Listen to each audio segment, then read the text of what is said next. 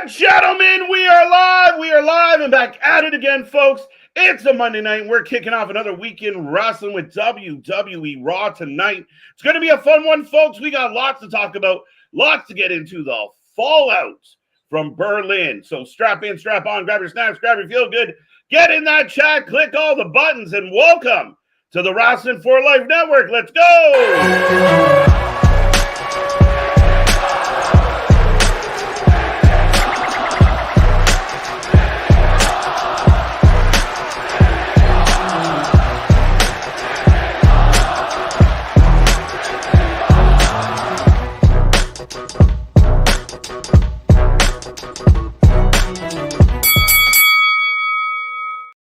Ding, ding, ding. We are live and back at it again, folks. Like I said, we are the Wrestling for Life Network. This is another live stream, and we got WWE RAW tonight.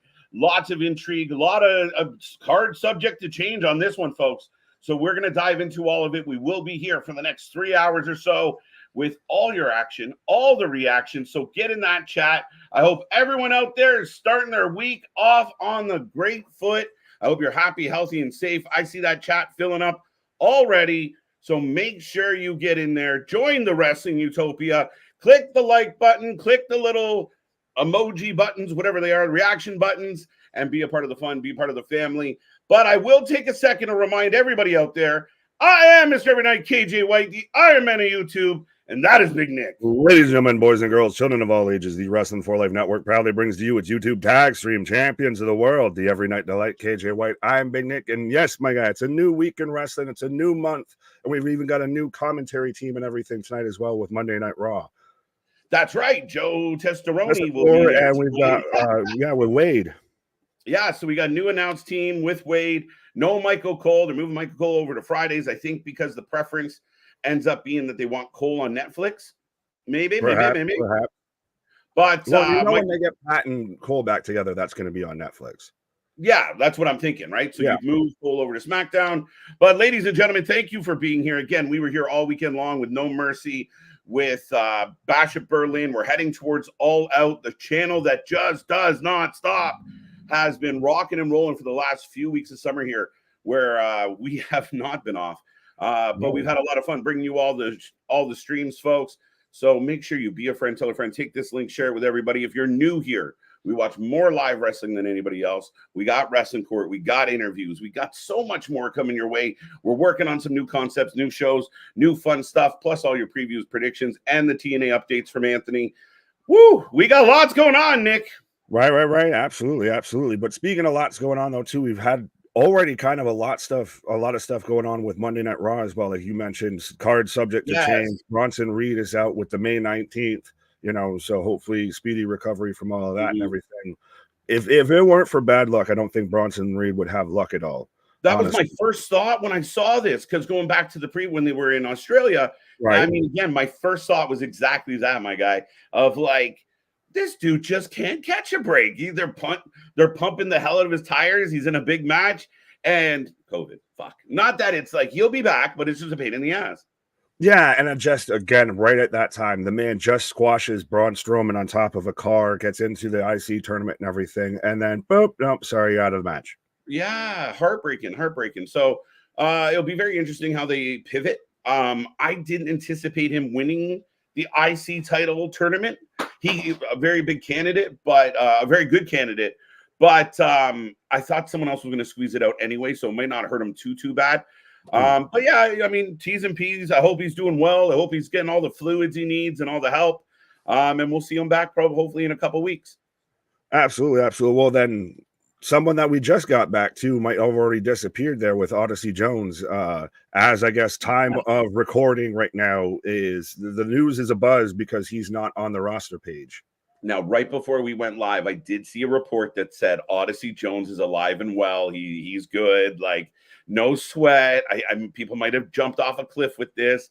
Maybe they were just changing his avatar. I don't know. But man, that's like, oh, this isn't gonna work. Like, yeah, that would have been holy shit gut run. Freaking super snap back there. We just finally get the man after like 2 years, and then all of a sudden, just no thanks. I saw Woods had to sit there and clear his name too. Of he's been at like a Comic-Con or something all weekend, so his name's cleared. He had nothing to do with it.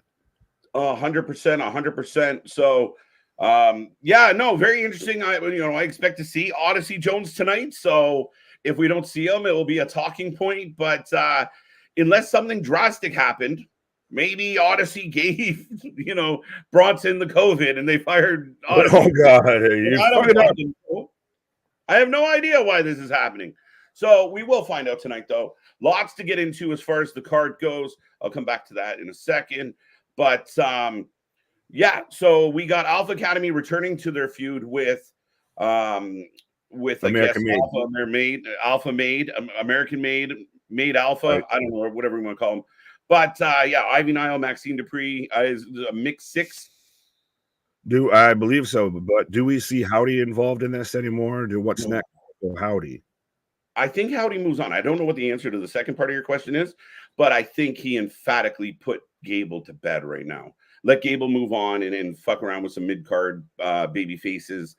I want to see more for Howdy now. Who's next? Who's a bigger name? Right? Like walk up the ladder a little bit for me. Fair, but do they at least acknowledge any of it? Like, does Gable have to, that was creepy? Yeah, I think so. I think there'll still be, they're not going to act like it didn't happen. He'll probably even tie it into, after what happened last week, we got to get a win this week. Or, or brought, or even the baby faces looking at Chad and saying, you better watch your back tonight. But again, I mean, unless they're planning to build this to some type of pay-per-view payoff, it's all but good for me. I've been a big defender of the the Wyatt Sicks storyline. If they decide to continue going with Chad, I'm going to get come on, I want a little more. Move along. I saw something, and I can't confirm its validity fully, but could we potentially? I think the rumor was going around. It was a TikTok or something from Rowan, a reel from Rowan that was hinting at a new kind of fun house.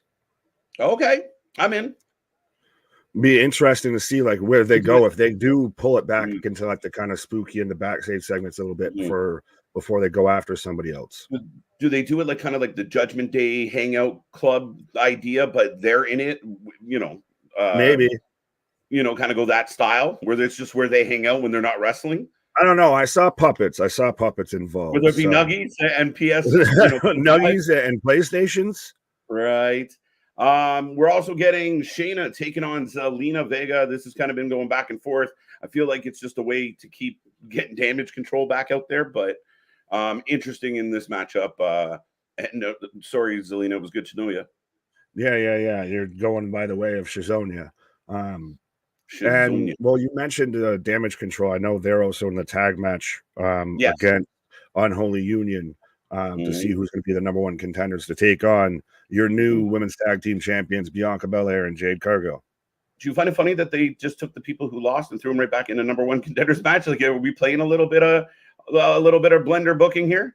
A little bit, or is it? Do we still have that shallow division?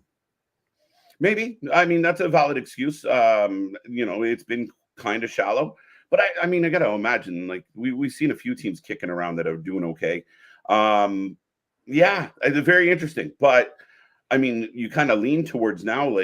My fear is the Kabuki Warriors win this one, or the Sky Pirates, and then your unholy unions can kind of wave goodbye for a little bit. What do? They've been ousted on 2 grounds. But if they also fair, but also at least they're in a number one contenders match and didn't just slide all the way back down. Once you drop the titles, thanks, but no thanks. Right. Yeah, fair enough. It'll be interesting. Again, like you said, it's not the deepest of divisions. So again, it's not like they have to pole vault over a bunch of teams to get back where they want to go. Right. But yeah, we got about 20 minutes before the start of the show. We will get to you folks and say hello. The tag champs will be in the building tonight, so that shall be interesting. Again, the tag team match you talked about, Nick, Sheamus, Ludwig, and Bronson, who's now been removed. I think Did Damien say who? Damien said Braun Strowman. I've seen people underneath the post, the Adam Pearce announcement, that were asking for, say his name, and he appears. He's in Denver. He's in Denver. That would be amazing. And what a thing to do. We talked about last night, seeing that entrance and that vibe in a bigger building, which is the same building. Right. I think the place would explode. And he doesn't have to win. I mean, again, I didn't think Bronson was going to win. Sheamus or Ludwig's probably going to get the W here.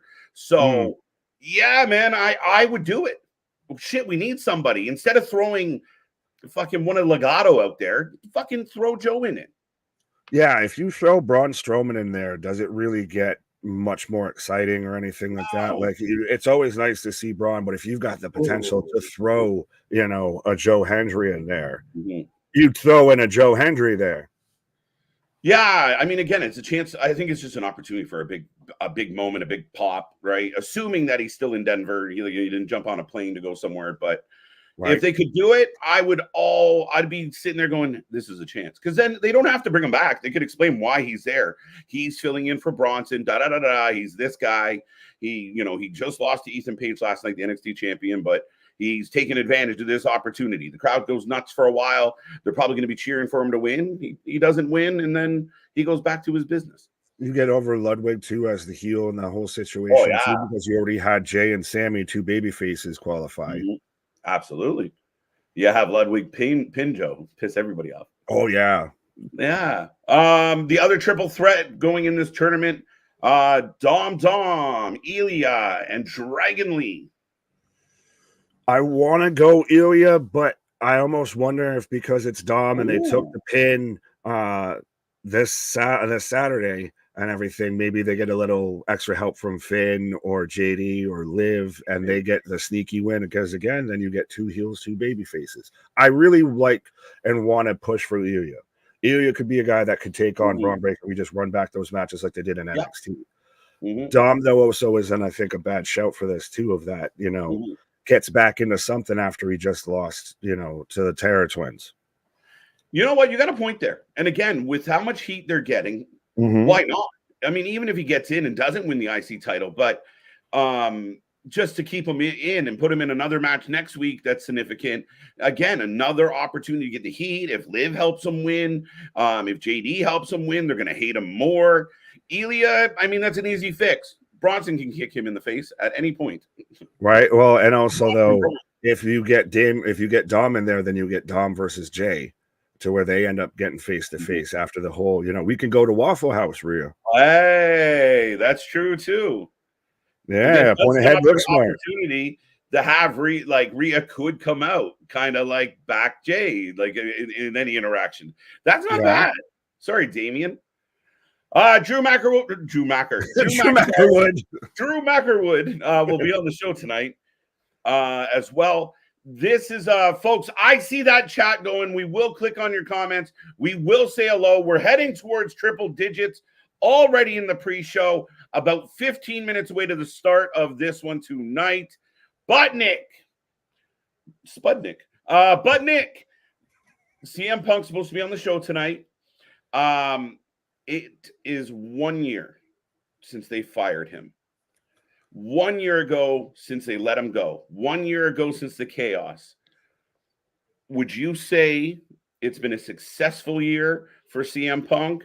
Or, is CM Punk everything everyone thought he was from that side of the camp? How would you assess 1 year removed from AEW? Oh, it's gone phenomenal. That is not at all the question I thought you were about to give me. I thought you were about to say, is he about to say something referencing it or anything like that tonight? Maybe. But no, I think this has gone 100%. I won't say according to plan, because obviously you don't anticipate him getting hurt, this, that, and the third. But no, I think it's really shown clarity and some truth to the situation, right? To the rumors and everything. Really done more with silence, and just keep going their path and killing it over on WWE without having to keep pot-shotting, than the other side that has to keep pot-shotting and has to rely on trying to create narratives and everything. Yeah, I mean, a lion doesn't worry about the rumblings of lambs, and I think that's a perfect example here.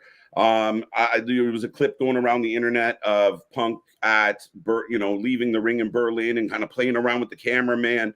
We've seen clips of him having fun with chasing Cody with a bat, wrestling with the referee. Again, he seems like he's in good spirits. He seems like a positive influence. It feels like he's showing up, just hoping to maximize the job and what he can contribute. And in addition to that, for everyone out there that hates CM Punk, whether you hate him or love him, he has been in arguably the best storyline, the best rivalry in 2024. And I never thought I would say that about CM Punk in wrestling. He is leading the way. What he brings to the table entertainment-wise is better than everybody right now. Oh, I 100%. I was literally about to say that point if you didn't bring it up, because this whole storyline with Drew has been phenomenal, even without them not having a match till a month or two ago. Yeah, and it's still been 100% fantastic through and through.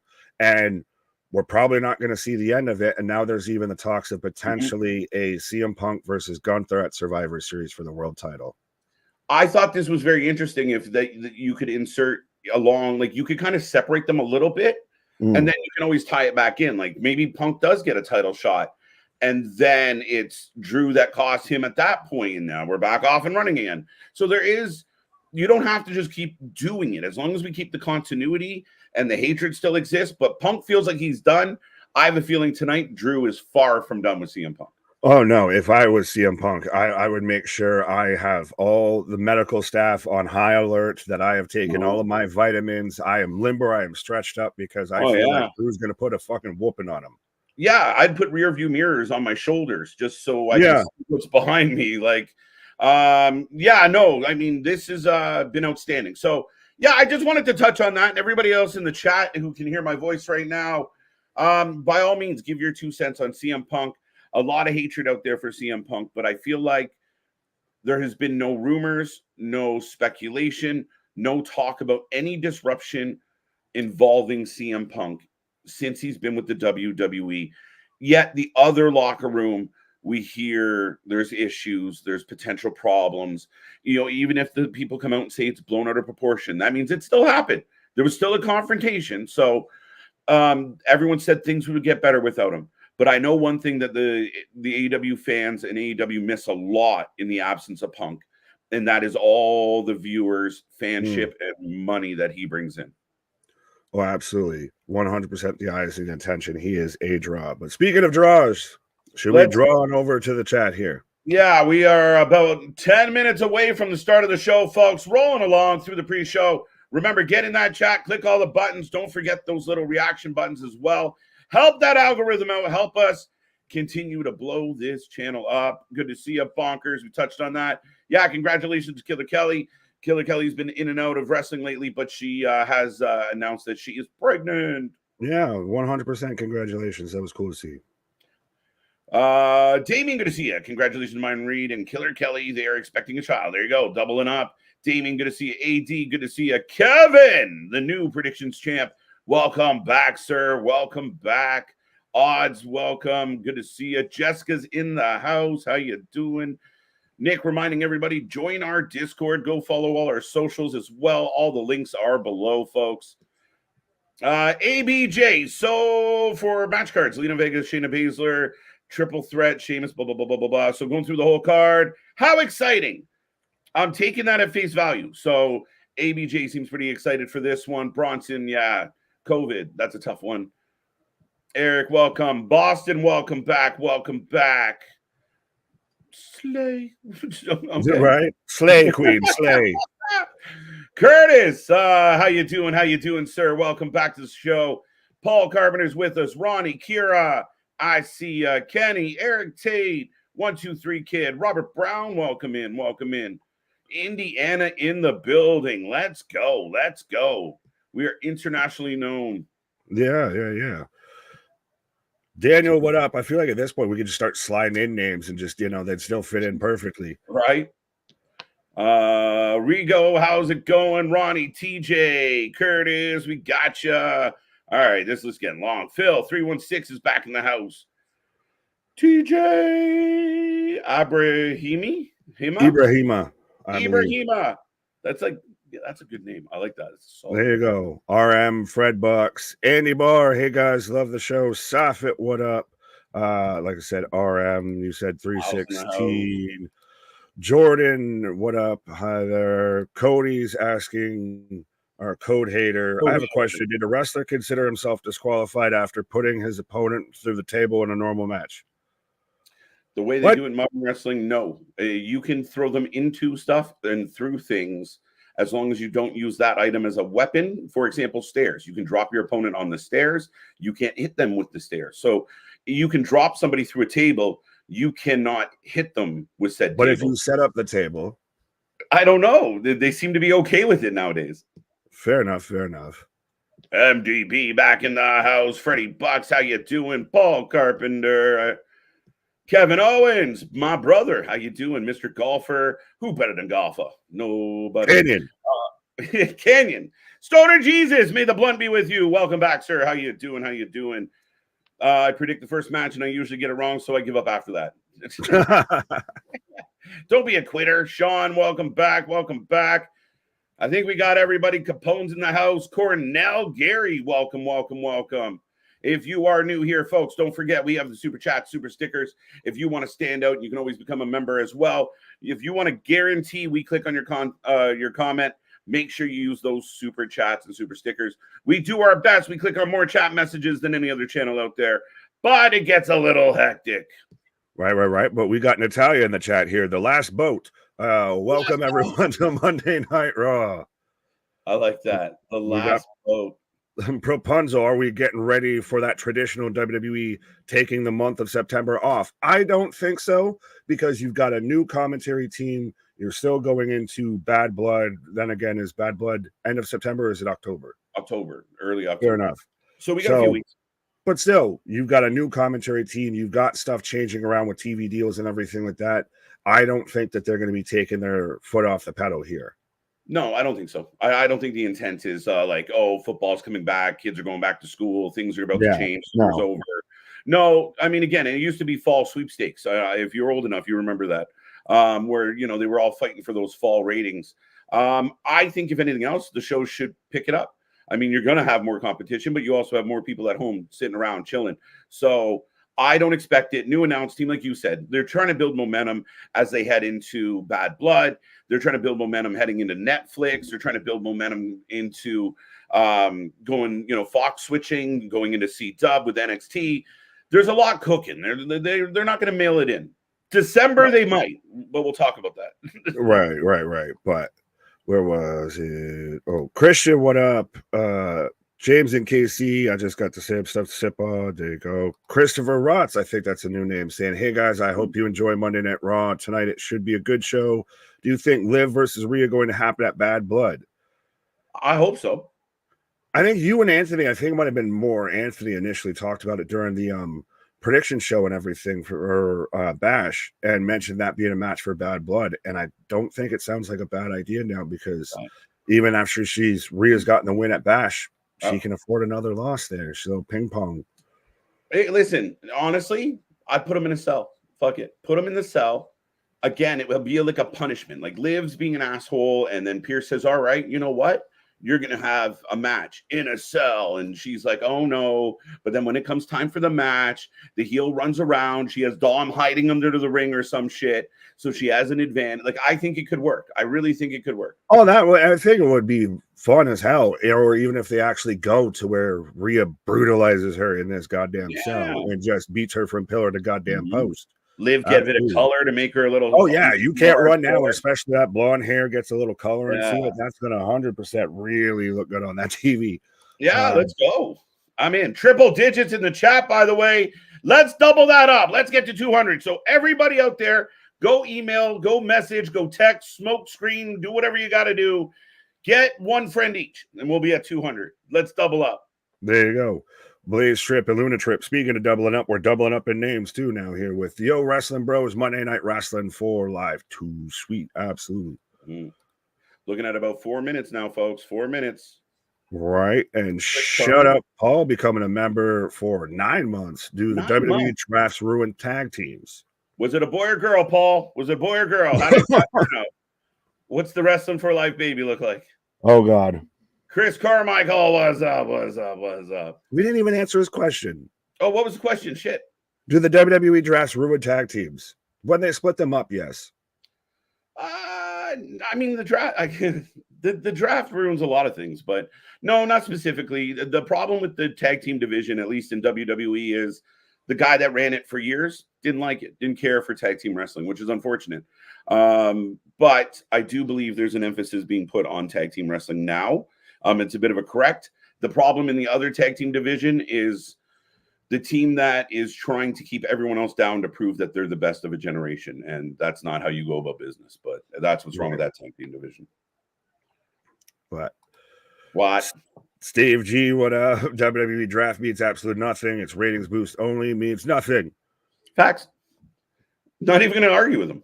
I mean, it's something, it used to be a nice shuffle up, but now it's so fluffy and the way they do it. And like, why are you picking Carmelo Hayes before Randy Orton and shit like that? I mean, again, if you're going to do it, make it feel legit or don't do it. There's ways you could do it better. I still don't think it's a terrible thing to do.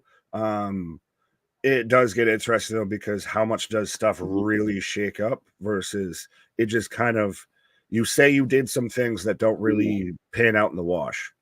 Yeah. I mean, and it comes in a little lackluster. It just doesn't make sense. And I mean, again, if you can't do it realistic, if you can't find a realistic way to do it, like the old ones, the OG drafts were wicked. Like when you said you have, Vince out there and Flair but there was like when wrestlers were sitting back there and legitimately shocked. You see Undertaker pissed off because he just got drafted by Flair. Yeah. So go back to that. Don't tell any of the wrestlers. Just fucking do it on a random stroke one night. Like, yeah, but then you get them trying to do the promos backstage. I think they did it with like Claudio one time, and he fucking sucked pond water trying to do a promo on the fly. You're like, oh shit, I gotta think. Right. Anthony. Oh, sorry, Nick. I was just clicking Mark. What up, Anthony? What up? What's up, Anthony? He's in a NXT hangover this morning. So, how you doing, buddy? How you doing? Yeah, he got his wad blown there with all the TNA action going on NXT last night. He did say he didn't get enough. You wanted a little bit more. Give me some more. Spaz with a $5 super chat saying, I'm pulling for a TNA, NXT, PLE. A lot of people want Evolution too. How about NXT, TNA, Worlds Collide, Evolution? I think Super Bowl that they've trademarked is what I would assume they'd go with. I'm sure they could do a Worlds Collide, anything like that. But I think we're all the way here for that. We've been wanting that. I think that that's ultimately a goal here. Yeah, I completely agree with you. I think that they did trademark that. I think calling it like Super Brawl and kind of having that vibe to it is wicked. But I completely agree, Spaz. I mean, we've watched this relationship, and then all it takes is somebody either from NXT, like a collective from TNA, to show up one day and say we've had enough, or for the people that are within NXT to be like, listen, why do you people keep coming over here from the other place? You don't belong. You don't even work here. And then it starts the fight. So I want this. I would love this pay-per-view to happen. Absolutely. 100%. As we're about to get the show kicking off, I think just about any minute here. Curtis with the over-under of 12 commercial breaks. Ooh, right on the cusp. That's dirty. Yeah. Curtis. Take a push. I'll take a push on that. No, I'll go over. Fair. I'll go under then. I'll say 11. All right, there you go. Just under. Bronson Reed is going to give COVID a tsunami. There you go. Yeah, 100%. Now, they have stuck to the draft, and I am getting the start of the show. Nick and I are going to sync up, ladies and gentlemen. As Raw is kicking off, I got Zen. So you can follow along at home. Currently, Zen is on my screen. Pause. I just got Zen. Nick and I are Zenin. Now we're now. There we go. So, ladies and gentlemen, Nick and I are synced up. Join us. Enjoy the show. We're hovering around that triple-digit mark, but it's going to be a fun Raw tonight. We're going to be here for all of it. So make sure you get in that chat. If you haven't clicked the like button, if you haven't clicked any of the reaction buttons, make sure you do so. And let's go. Absolutely, absolutely. As we got the overhead shot of Denver, Colorado. Good old Rocky Tap. Ball Arena. We had the Uber Arena for Bash, and now we got the Ball Arena. Right? As long as you don't have Uber Ball, you're good to go. Yeah, I need to make TJD strong. Come again? I think Judgment Day. Oh, I was like TJD, TJP, TJ Perkins. What? Right. Barrett welcome us to Monday Night Raw. So they're going to do it already, starting off with making it a big deal of the new commentary team. You've got Joe Tessitore, college football guy, ESPN guy, joining the Monday Night Raw broadcast. Okay. I like that they're doing this, Nick. So they're making a big deal about it. Yeah. Like, you know what I mean? Like, just like, this is a new voice. They're actually making it seem like this is something we want. An actual pop for Joe Tessitore. Things I thought I never would say in the world of pro wrestling. And where is your tie, sir? But this is still, I like this. This is a way that rather than just as you cut to them and they're already at the desk and they just waving hi, you actually have them kind of cut a little bit of a promo. This is almost like, feels like the season premiere of Monday Night Raw now. We're going into the fall season. Right.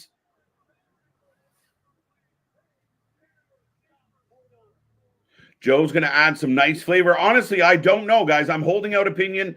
Again, you guys know more than I do. We don't get a whole lot of Joe, but we are heading back to Germany. Yeah, I mean, again, your assessment, I mean, I trust your opinion. I have no idea what Joe, he seems pretty comfortable. We'll see how it goes.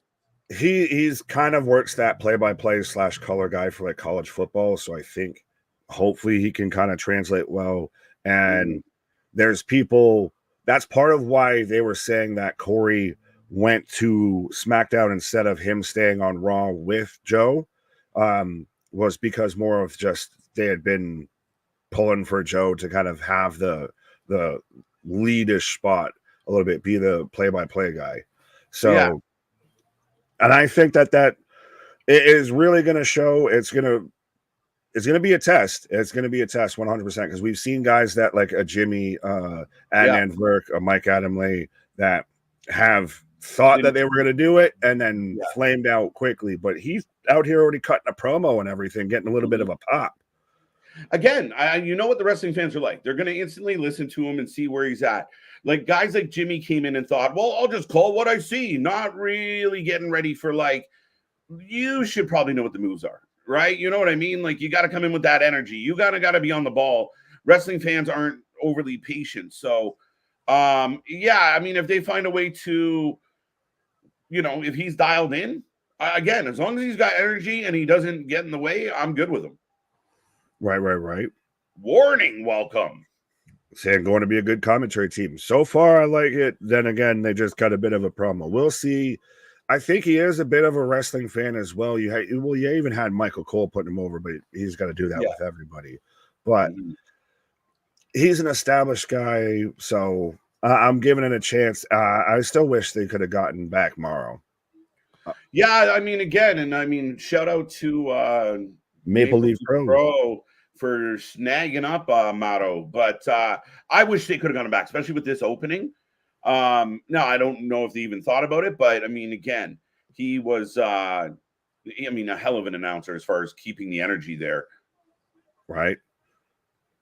Put Rob Riggle in the third member, make it funny. No, we'll have, the Summer Fest and everything. Do you remember when it was him and the guy who did Leslie Chow from The Hangover were hosting for SummerSlam and everything like that, and they called it the wrong name and everything. Yep. As we got Gunther. Main Event Girl, what up? It seems like we're getting a fair amount of new names, so shout out everybody that's new in the chat. 107. I want to see at least 150 in this chat tonight. So go share this link in your Discords, on your Facebooks, on your MySpace if you still got it. I don't care. Just take this link and throw it everywhere. Let's see if we get back up to 150 here tonight. Right. What in the log cabin is CM Punk walking out of right now? It's Denver. Everything's yeah, but he's the only one that feels like he looks like he's feeling that Rocky Top high. Right? I consider you fellows wrestling fans. Backstage. Sorry, what? I was just reading Gilly. I consider you fellas wrestling fans. Well, I would too. Yeah, that makes sense. You cover. Here we go. Wasting no time tonight. This is my brutality. And just Rhea coming out. Or are they going to do Damien's entrance after? Probably. But Rhea's going to want that belt. Right. But sorry. Moist pick and choose a side in their WWE fans, not necessarily wrestling fans. Well, Nick, we've both been moist, and we both do try and stay unbiased. Speak for yourself, Moisty. Hello, God, I don't know. Right now, seeing Rhea Ripley, oh shit, I could say something, but I probably shouldn't. I might be moist now. Yeah, no shit. No, what was Killy trying to say? Sorry, I feel like I destroyed his comment. It's a super nice comment. We appreciate the kind words. Just saying we are wrestling fans. We're not in a tribe, Nick. You and I are the tribe. Right. We are the table. We established the tribe. We built our own tribe, happy in the middle of everything. We're the Switzerland of wrestling fans. Right. The IWC couldn't get along, so we came along to unite everybody. We came along to get along, so let's all just come along. Right? Here's to you and here's to me. Best of friends. Right. Oh, man, I haven't heard that in a long time. That's so stupid. Check out Baby Metal MDBs. They're a great Japanese band. All right. There you go. Is it just babies playing like Slipknot and everything? Is that what Baby Metal is? What's up, Swords? Right, isn't it? Isn't it like the Muppet Babies doing metal? Right. Rhea Ripley in the ring. Sorry, Nick. No, you're good. I am not going to ever try and out-talk this woman. Monday Night Mommy. Olay.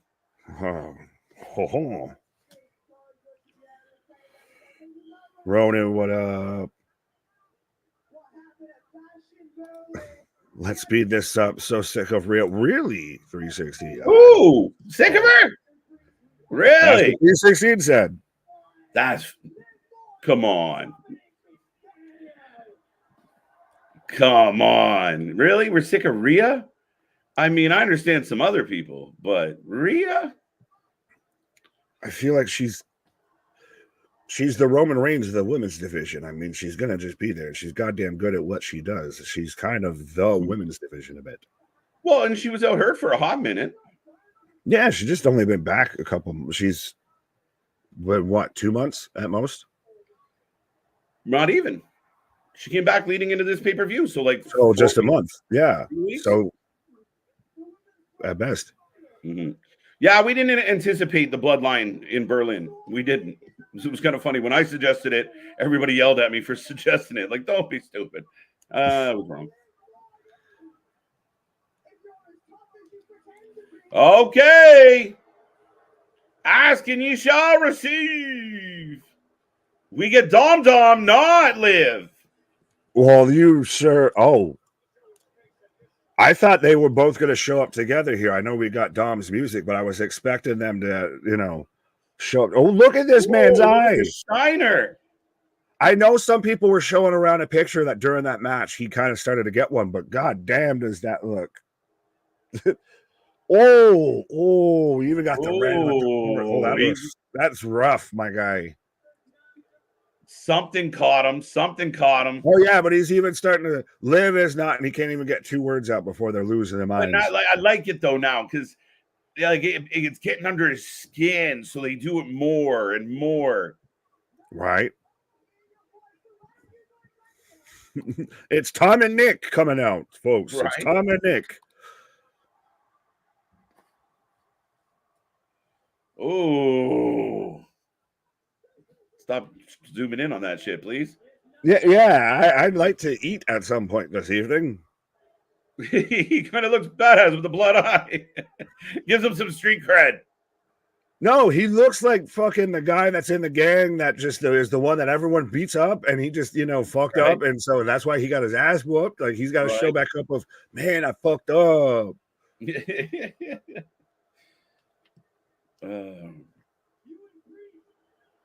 Look at Rhea playing it up.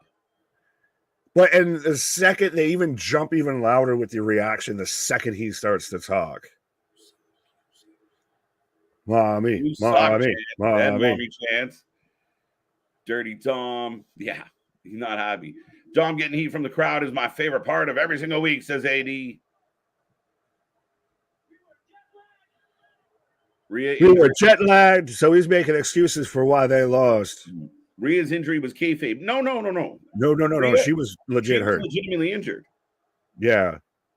Liv hurting her was kayfabe. Yeah, that was not planned. Well, she technically actually did because it was that spot. Yeah. But it was not planned to go that way. Right? You suck. Nobody feeling Dom. His eyes bleeding. Now his ears are bleeding. Happy Labor Day, by the way, folks. Yeah, I labored on my Labor Day. Did you labor on your Labor Day? Well, yes. Yes. Labored more than I wanted to. Right.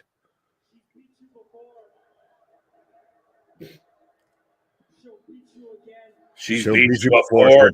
Shut up, Dom. Shut up, Dom.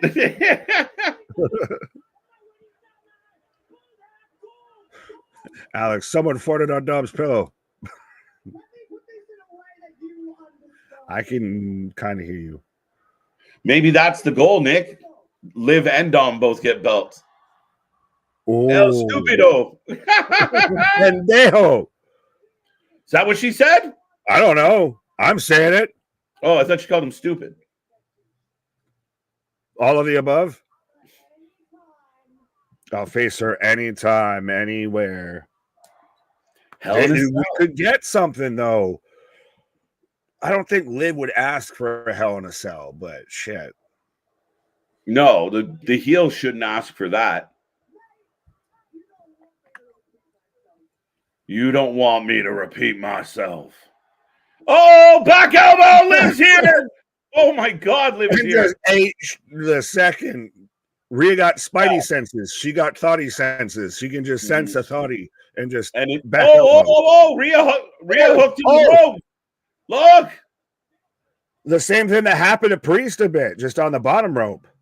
And Liv just kicking the shit out of that leg. I was about to say they're going to do this as an injury angle. Well, again, it's how do you equal the playing field? One-on-one, Rhea. Oh, here comes Damien. Please. Here comes Damien. One-on-one, Nick. Rhea tears Liv apart. But if she's got a sore leg or a sore arm or outnumbered, then and only then Liv can get the advantage. Again, the heel work is phenomenal. Oh, yeah. I'm surprised that's really. Did you see Dom have to save them from backwalking into a fucking set of fucking boxes and shit? He's like, oh, wait, nope. Yeah, Liv proving she is a natural blonde. But I'm surprised. It's just really interesting to me. They did like the spot Priest just fell into. They did that to pretty much do it to Rhea with the fucking goddamn 6-inch clodhopper fucking heels and everything. You're already a tall woman. You don't need to be taller. Right? Joey's got a good voice. I'll say that about him. Oh, yeah. Like I said, well, if you watch like US, like college football, like ESPN type shit and everything, he kind of. I know. So I'm speaking more to the US audience, but it's got a very familiar voice and everything like that. So. Man's got a pedigree with this shit. Mm-hmm. As we are getting a replay of what happened last week with the Wyatts. Liv went after the leg. Yeah. Liv female Dom can't win without some leverage. Facts. I think she kissed her on the cheek. The kiss of death. Smooches. Haven't been a fan, Steve. What's wrong with Steve? We like Steve. No, I'm just kidding. Oh. Yeah, see, I'm sick and tired of this crap. Yeah. Ivy got some new gear. They all got some new gear. They're all out here looking like mini Kurt Angles. They're looking like the goddamn, world's greatest tag team shit. Right?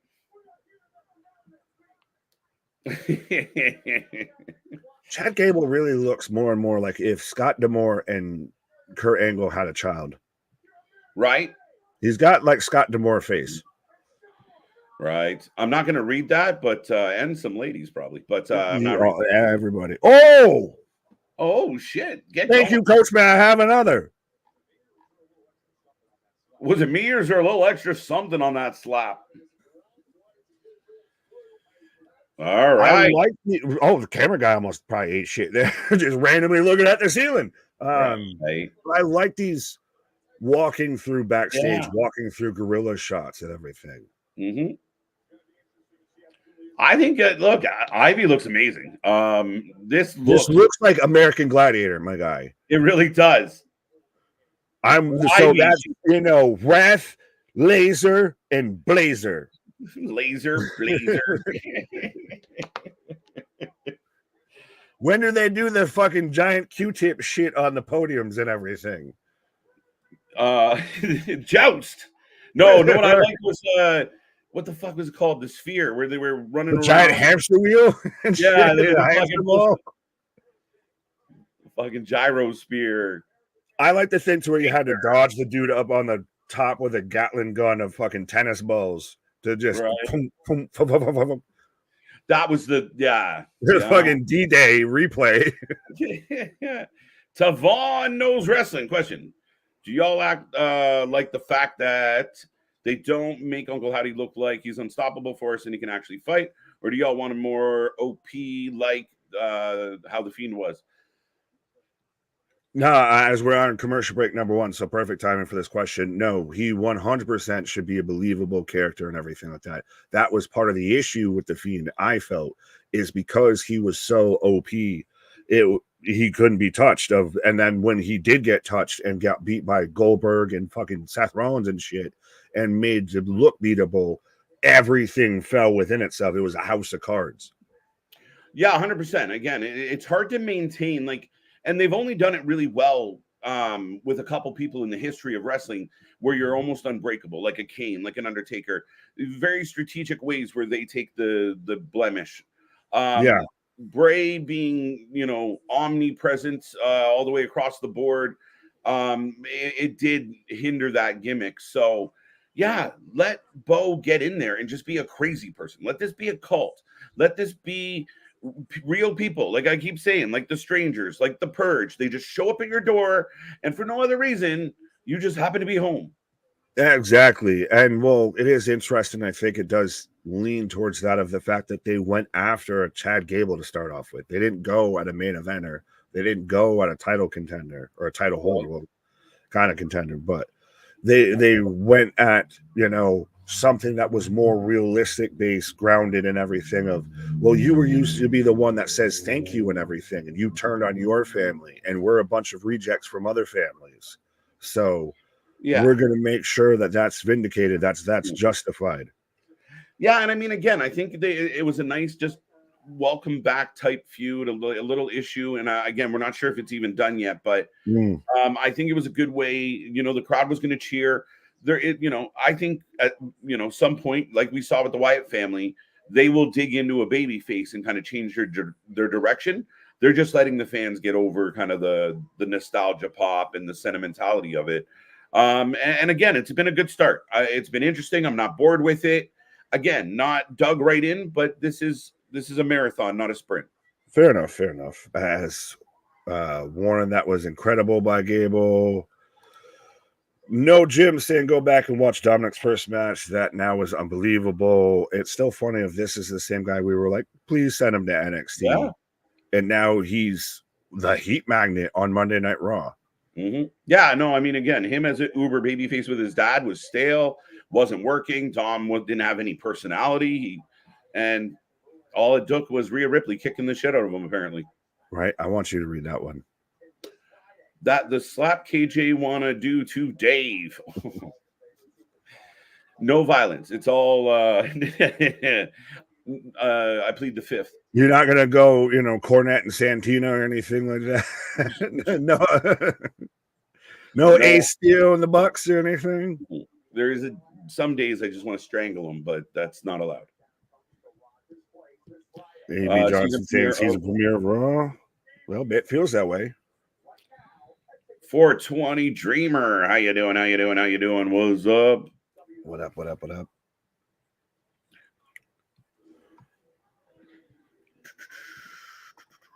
Ooh.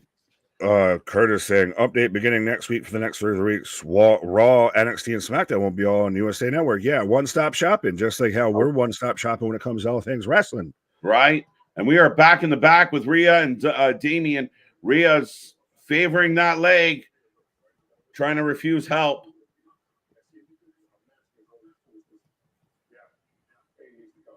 Pain needs to come. That's right. Plausible. That's a plausible offense. Malik saying, well, Joe T sounds like Morrow, so it's going so well so far. There you go. I'm bored with the tribute act. Fair enough. You don't seem to like much in wrestling, so it's confusing. Really, you literally lost the title at SummerSlam, right? But she wants it back. Yeah. I've got Alpha Academy coming out right now. Mm-hmm. Big smooches. Why is he still wearing the free Otis shirt? You're free. Is this just the gimmick? Maxine seems to have at least found something. What do you mean? Have just been a human body since she's an alien out here, it looks like. But she found something. All right, ladies and gentlemen, get your predictions in. Who are you taking in this one, Alpha Academy or American Made? That name or Wyatt Interference. Yeah, or Wyatt Interference. Who you got? What's going to happen in this one? I mean, let's be honest. If we're going in an actual match, no Wyatts, no none of that, how do you pick Alpha Academy? You don't. This group of jamokes, this group of schmucks. Like Otis, I feel bad because he could be out there with Bronson Reed, with the Braun Strowmans, the Braun Breakers, but instead he's out here with the Akira Tozawas. Right. Yeah, it literally feels like Little Giants. Yeah, so you can't tell me that fucking Maxine's Ice Block or Ice House or what Ice Chest, whatever the fuck her name was. She's the one that wanted to be the cheerleader, remember? Yeah, Ice Block. Was it Ice Block? The one that they tried to make a cheerleader, but she ended up being like the fucking linebacker and shit. She was Brian Urlacher. Not a fan of Ripley. All right. Okay. Is that like a wrestling thing to just be against things that aren't popular? Like, if you don't have an actual reason why you're not a fan of her, by all means, please let me know. But I think it's just kind of become one of those of a lot of people like her, so let's be against her. It's like that's your prerogative, but sure. Right. Alpha Academy for the win. Hey, everybody, it's Maxine. Otis rolls in, they roll out. Right. Well, and I saw I Heart Tendies sign in the crowd here. Is Otis just throwing ham hocks of clotheslines here? Oh. Straps are down, 2 minutes into this match already? Oh. We've already had straps out. We're here for a good time, not a long time. Right. Bro, why did Julius Creed just do like the perk angle face into the camera with the mouth guard? He 100% did the just nowhere, no reason. Just did it.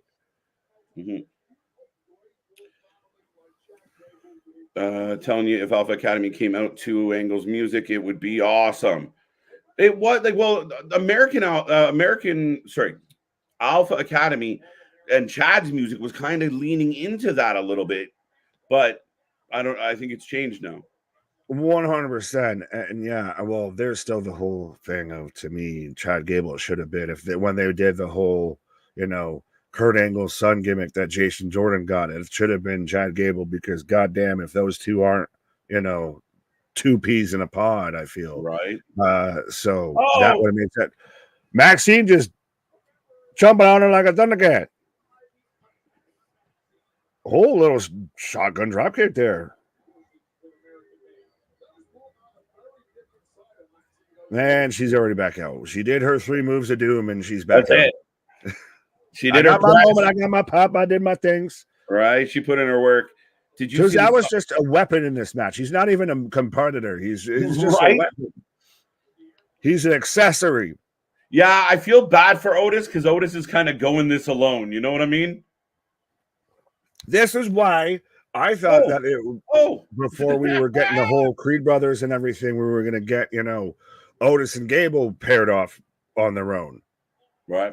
That kind of, the smaller guy and the giant monster. Mm-hmm. Why are they calling for Maxine? The crowd's going wild. She's going to go flying. Oh, Maxine off the top to the floor. And the crowd goes wild. As we've got Tozawa with a tear off. And so that's how we go to commercial. Is Maxine just gracefully falling. She didn't jump. She just fell. I don't like them, but man, they got the crowd on their feet. They're likable idiots. They might be idiots, but they're likable idiots. Did you see the sign at NXT? I brought a sign written on one side. I ran out of ideas written on the other side. I feel like that's half a super chat. I have not seen that sign, but I do feel like that's a common occurrence when it comes to wrestling fans. Yeah, no shit. I think the Wyatt Sicks, my faction that's coming soon. Right. Gonna interrupt. You start doing that on the channel. We have factions and the Wyatt Sicks take over. I'm not. That might go a different way. I'm not sure if I could market or advertise. That's not bad. That's not good. 2024. Mm-mm. I know it's my name, which I'm surprised I haven't had to change yet, but it's good. I don't think we need to. Yeah. Modern day BWO. Who's Stevie? Wait, should we try and ask Stevie? Who's Stevie? Yeah, Stevie, are you there? Right. 115 pounds takes down grown men. Well, because she flew through the air. Physics. She fell from upon high. Tozawa copter. Smaller that than sounds wrong. What? I said that sounds wrong. Yeah. It's smaller than the Ric Flair helicopter. Put it that way. It's a mini kappa. It's a mini chopper. What's up, Tanisha? How you doing? Bring back heavy machinery, folks. We are on our second commercial break. The show's rolling on. Get in that chat. I got 113 with us. I'd like to see 150. We got lots more coming your way as we're just kind of in the beginning. But yes, Maxine just came off the top, took out everybody on the floor. We go to a commercial break with Alpha Academy in charge. Yes, and we have to clarify she came off the top, not out of her top. Just for anyone that might have been trying to tune in for something else here, but she came off the top. Right. Change your name. KJ Redacted. There you go. Yeah, that'll work well. Over under 8 commercial breaks. Well, Curtis set the line at 12, so 100% over 8. Yeah. We were struggling if that seems to be like the sweet spot, honey spot. So you took the over, I took the under. Yeah, it's going to be in that neighborhood. MDB asking about Tucky from Heavy Machinery. I don't know what Tucky's doing up in this day. Where's he been? Does MIA. I just picture Tucky like selling couches, like at a furniture store, like Rent-A-Center or something. No, if he's gonna still go by Tucky, you got to be out there selling that Kentucky moonshine, right. Tucky's moonshine. KJ Heyman. There you go. Right. Eco, what's up, fellas? What's up? What's up? As we get back to the action. What's up? Ivy running around. Down goes Maxine. Down goes Otis. Right. There goes Maxine. So we're picking apart Tozawa now here. We're pulling apart the accessories.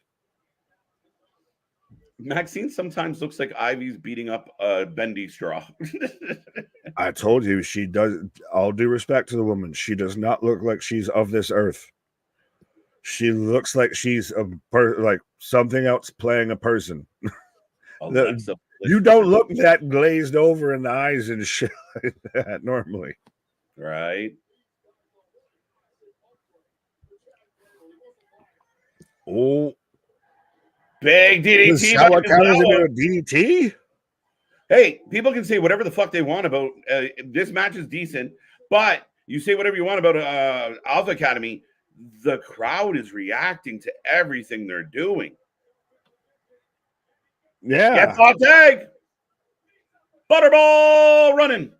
Yeah, well, I God. think it's still a bit of you cheer for, these are, the misfits. These are the oddities that have gotten used and abused, and now they're getting their, lit back their pound of flesh back on their abusers. So you're going to pop for it. You're going to react for it. But that's it. Like, listen to the crowd right now, bro. All right, well, Otis is over shit. Otis has been over since he sat there and caught a Money in the Bank briefcase from Baron Corbin, since he was out there smooching with Mandy Rose. Yeah. Oh, Caterpillar. Salamander. I still want like an Otis like out there with like a Bronson Reed, all the big beefy boys. Reinforce the shit out of this ring. Give me super heavyweights. Let's have a super heavyweight division. Right? Forget a cruiserweight division. We've been there, done that. Let's do a meeting. Do the big beefy boy division. Right? They can flip and trick too sometimes. Yeah, look at Jacob Fatu. Yeah.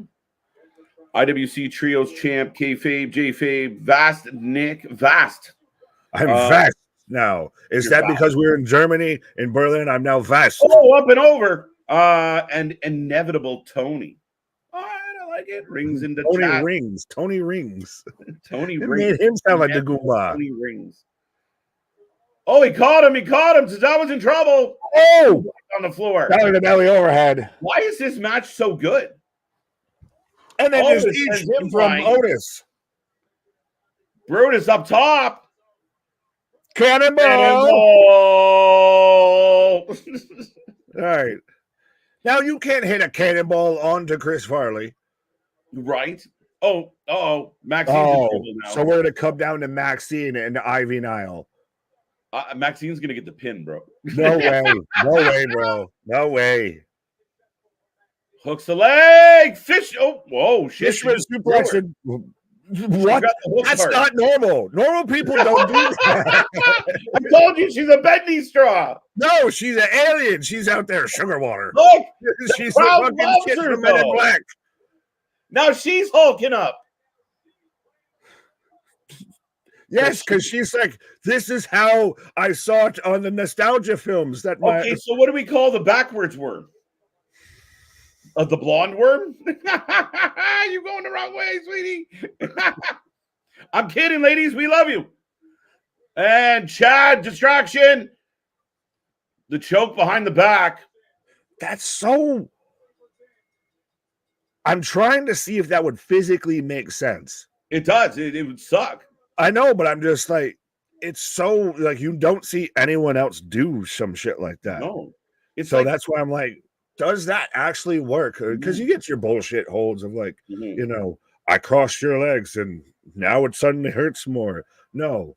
Chad's got a mic. Yeah, I mean, because it's in like the dragger sleep, it's like a lock dragon sleeper. Like, and again, not many people have the ability to do it behind their back. Well, and especially if you're doing it to somebody like an Ivy who's got a, thank God she was doing it to a bendy straw. Maxine who's smaller frame. What? Thank God she was doing it to a bendy straw. Yeah, I thought she was saying sit here and try and see her do that on Dewdrop. I don't know if that'll work.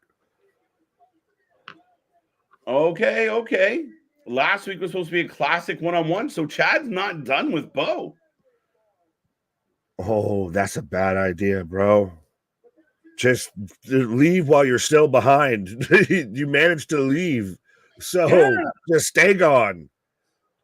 What is this fuck around and find out shit? Next week, right here in this ring. Right? 8-man tag. Next week, Wyatt versus American Made. American Made, it was nice to know you. Because I feel like you're going to get rusted out after this. You're going to just do the jail. Street fight. Oh, even worse. Yeah. We're going to get rid of the Wyatts for America. Oh, no. Oh, no. Lights out! Lights out! Yeah. Boom. Yeah, that was stupid. This is all stupid. Run. Why are you still in the ring, Get Chad? away. Run away. There's Howdy. Here's Howdy. And he's got a mic.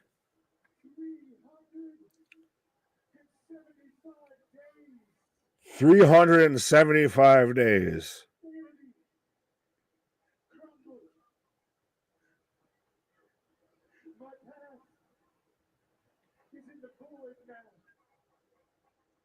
Let's go. He's gonna destroy the fuck out of these people. Like, that's the thing. It's American Made. It's nice to know you because you ain't gonna last after that shit. Right. Behind you. Run, bitch, run. What is it with white people and that we watch enough horror movies? We like to watch horror movies, but yet can't figure out when to fucking run in a horror movie. Right.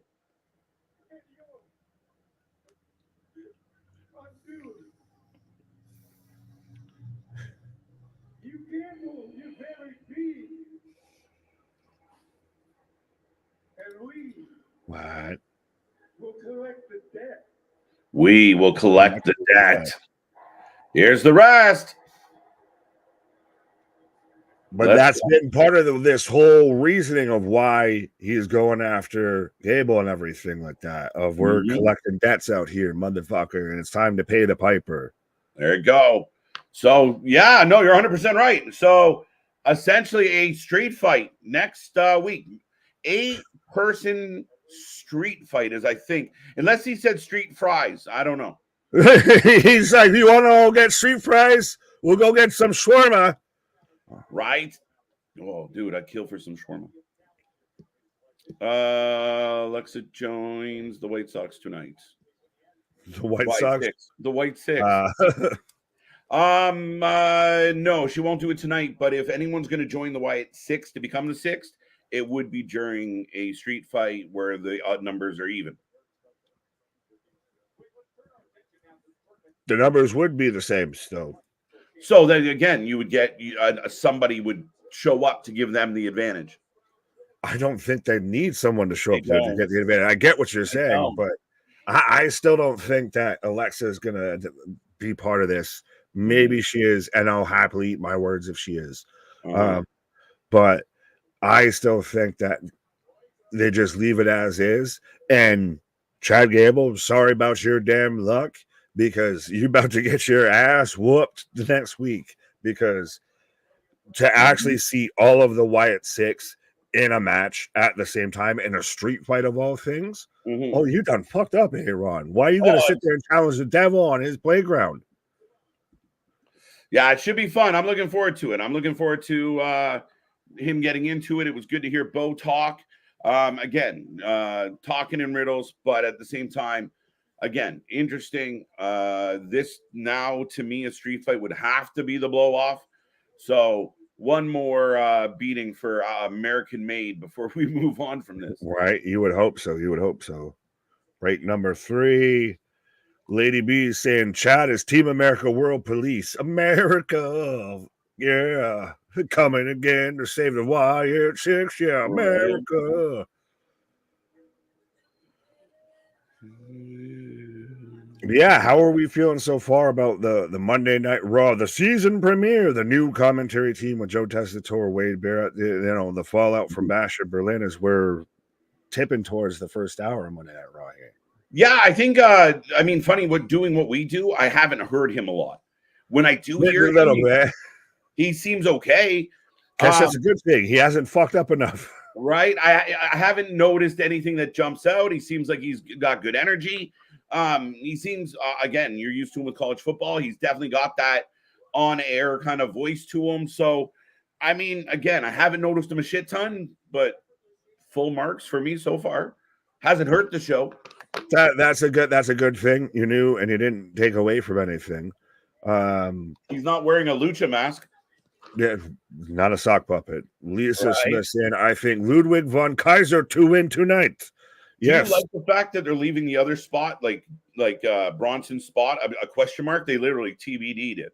No, 100%. I think that's the best way you can do it, because then you get a buzz. And I think some people were saying when we hear before the start of the show about how Bronson had been mentioned, had been leaked to Fightful, but they don't know if that was just a placeholder name in case, just to throw the scent off, what have you. Because to me, the man just got smashed on top of a car. It would make sense if you have him replace Bronson, because it's a bit of the feud that they have going on, but you can do better. I believe in you, Hunter. You can do better. Right. No, I don't disagree with that at all. Rhea is the Hulk Hogan in WWE because she is overpushed. She's not overpushed. That's the thing. Rhea Ripley deserves every bit of push that she gets.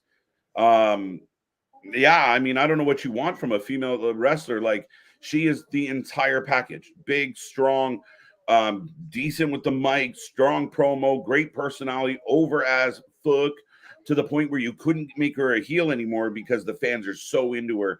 They're not over pushing her. That's her earning her push.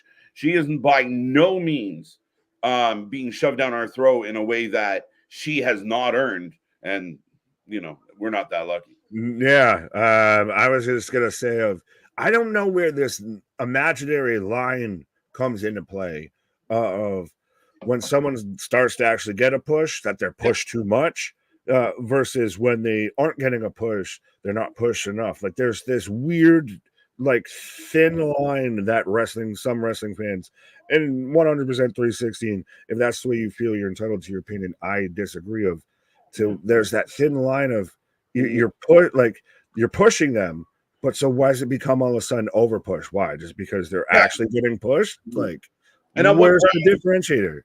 On what grounds is she being over pushed? Like, the top fighters in, if this was the UFC or boxing, like, the top fighters, the ones that win, that put up big money, are the ones that are there. They're not, like, you push them because of the merit. And I think that what she's doing right now has not given her the right to get the push she's getting. What is she missing from your standpoint?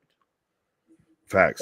We're bigging up even SmackDown this week, going to be from Seattle, Washington, which will also be on the USA Network. So much like we're the home for everything when it comes to pro wrestling, USA Network will be your home for everything WWE television for the foreseeable future. If anything American made are down a man. Yeah, technically. Yeah. Yeah, they don't have a lantern with Bray Wyatt in it. Right? Maybe they got a new person. Tavion Heights is joining the Alpha Academy. Or Jack Swagger. Jack Swagger, let's go.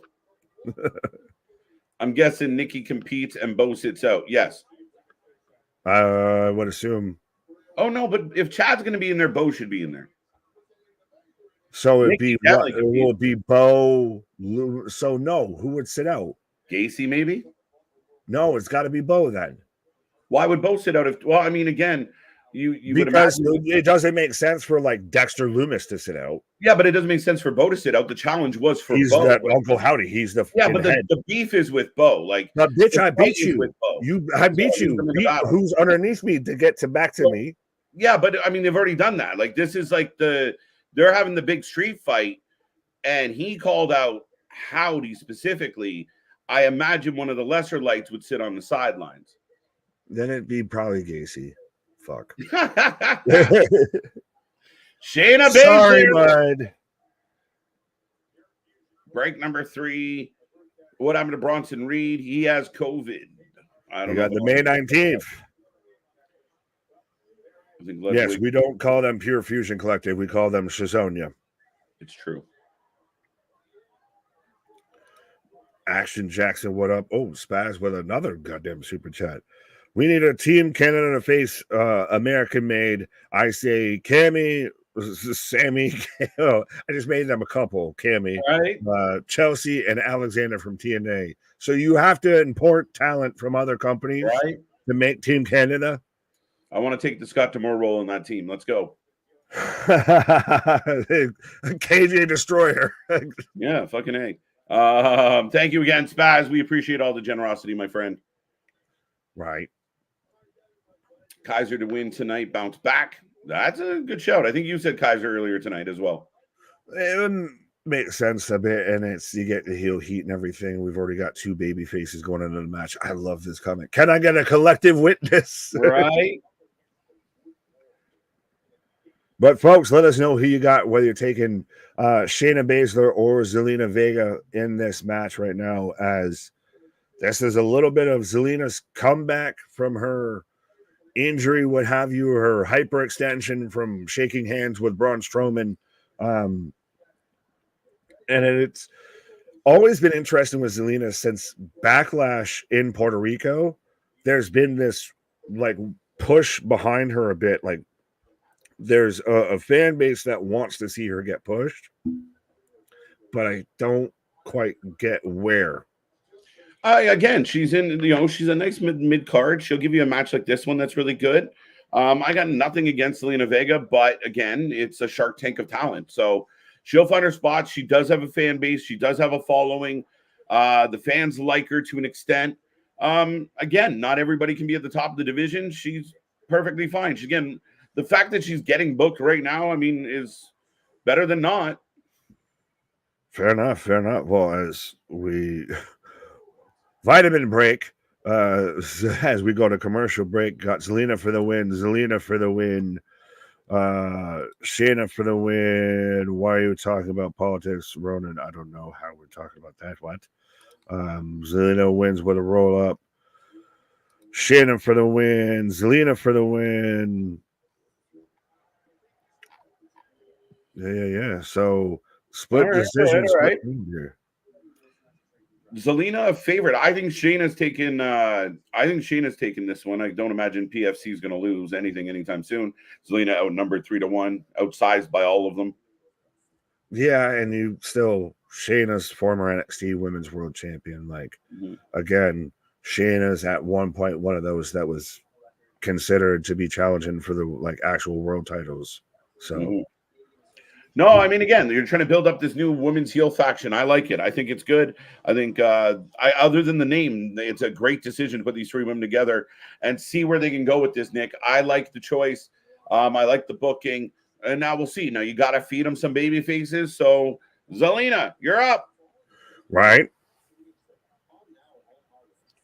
Shayna needs to pick up a few wins here. Yeah, that's the thing, though, too, is like you said, you've already got to get over this name, and you've also got to get over they've been on a bit of a cold streak of, Shayna hasn't really been having too much going on. Sonya just kind of came back, just got reintroduced into the fold.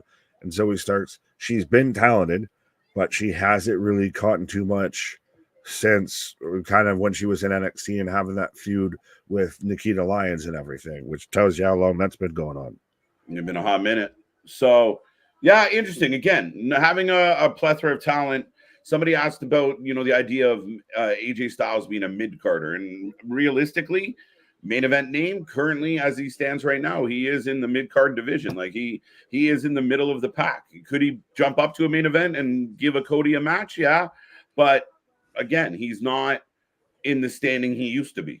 Mid to upper mid-card, and that's the thing that's going to happen, though, with some of these veterans and everything. Like, let's not forget, like, AJ's in his 40s and everything like that, in the late 40s, I do want to say, or at least mid. Yeah. So that's the thing. They're not spring chickens anymore or anything like that. Like, I saw some people that were just losing their fucking noodle because Randy Orton didn't get the title win over Gunther and everything like that. It's like, he's done everything he about there damn needs to do here. Like, he's a solidified Hall of Famer. I don't think that he's going to be really out there of like, I've got to make sure I put over I bury the fucking, new kids coming up and everything. Yeah, no, and on top of that, it was a good match. And Gunther is right now. Gunther is in the prime of his career. Gunther should have won that match. I love Randy. I want Randy to win. I want Randy to do well, but that was not the moment. They simply ran that back to correct the mistake. The mistake is corrected now. Now we move on. This is how you tell you have new wrestling fans, though, because Randy Orton wouldn't have ever gotten to the point Randy Orton was if a guy like Taker or anybody like that acted the way that people or want Randy booked the way that, you know, that would have played out and everything, because it's the same type of situation. Like you said, Gunther's the now. Right. Randy's the vet who helps bridge the gap. Yeah. Oh, Cutters, we're back to the action, by the way, folks, and we're running Zelina Vega on fire. Doing your typical ladies match offense of just run clothesline, run clothesline, run clothesline. Oh, going up top. Giving us a little wiggle. A little cha-cha-cha. Moonsault nails it. One. Was that a 2 count? That sounds like a 1 count. That was 2. That was definitely a 1 count. No, they were both 2s. Are you on a delay? They were both 2s. I don't know. Maybe I can't count. Vitamins making my brain delay. 2. Off the rope. Oh, wait. Zoe down. Yeah. Zoe looking like she's going to play Sarah Connor in a straight to fucking Walmart bin movie. Big boot from Shayna. Oh, big kick to the midsection, I should say. They're not new wrestling fans. They're just dumb. Well. And there's the winner, folks. Right.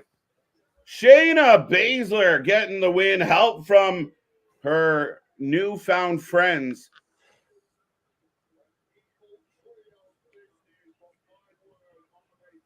Was it exactly help, or was it just like distraction by falling?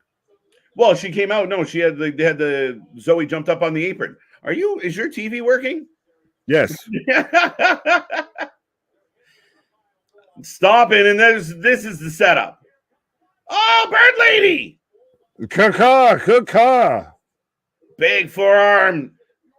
Lyra's here, folks. Oh, she's in trouble, though. That was a bad choice. Yeah, you're outnumbered. And why are you wearing a fucking outfit that looks like you're wearing a cut-up, like, straight jacket? I think she is. Yeah, it's got buckles and snaps in all the wrong places. Uh-oh. Up goes Zelina. Dropped into the knee. Oh. Nice move.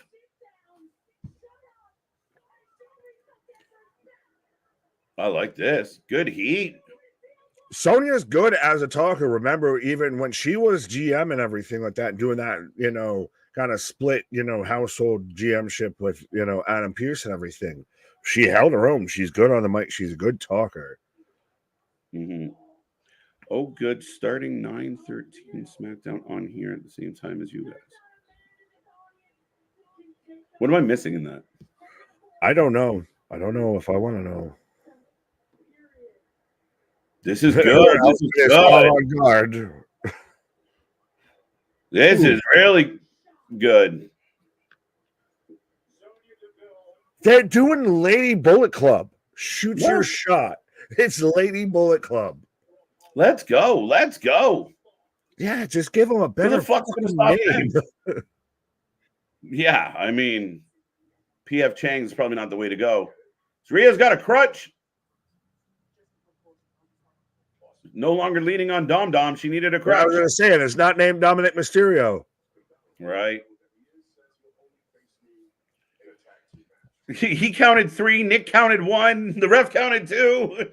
Right. Nobody's counting the same shit. Somebody counted something there. Interesting. Let me know what he says. Okay. They're getting a friend. Let me know what he says. Jay Uso. We've got CM Chicago made Punk coming out here with The It's, Larry shirt just kills me. Yeah, it's going to be Jey Uso, right? Yeet. It's going to be Jey. It's gonna be Jey. Rhea has a crutch and a leg immobilizer. Well, thank you. The official announcement. I don't think many men want to take you guys home, so you're good from the front. Sonya, yeah, but the other two, hard pass. Okay.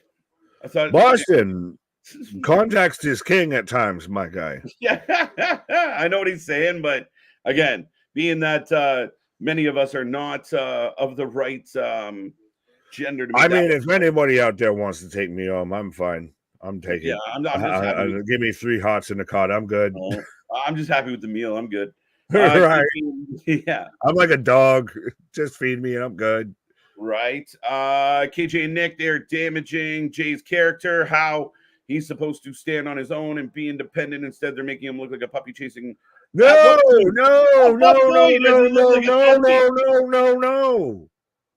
Yeah, no, to me, the reading into that is the 100%. He's not out there looking like, the puppy chaser and everything like that. If he's still doing his thing, he's going to still yeet his shot and everything like that. But he's not out there of, sending her, swan songs. He's not out there, waiting on her of, shoving Damien out there. If I got to make sure she's okay. No, he's out there still just doing the thing. He mentioned taking this woman out to Waffle House one time. He's not out there swooning over this chick. Yeah, no, I don't get. That's a bit of a leap for sure. Jay, again, having friends. Remember back in the day? I mean, shit, they even had a cartoon to make sure we knew.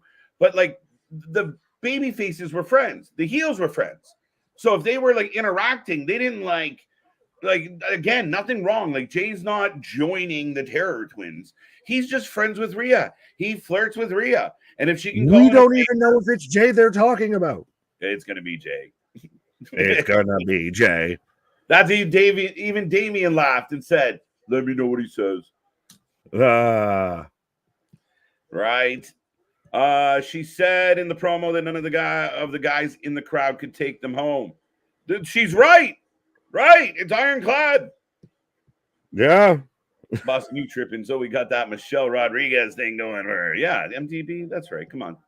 I like half full, half empty. Half full, half empty. Dom Toretto. It's all about family.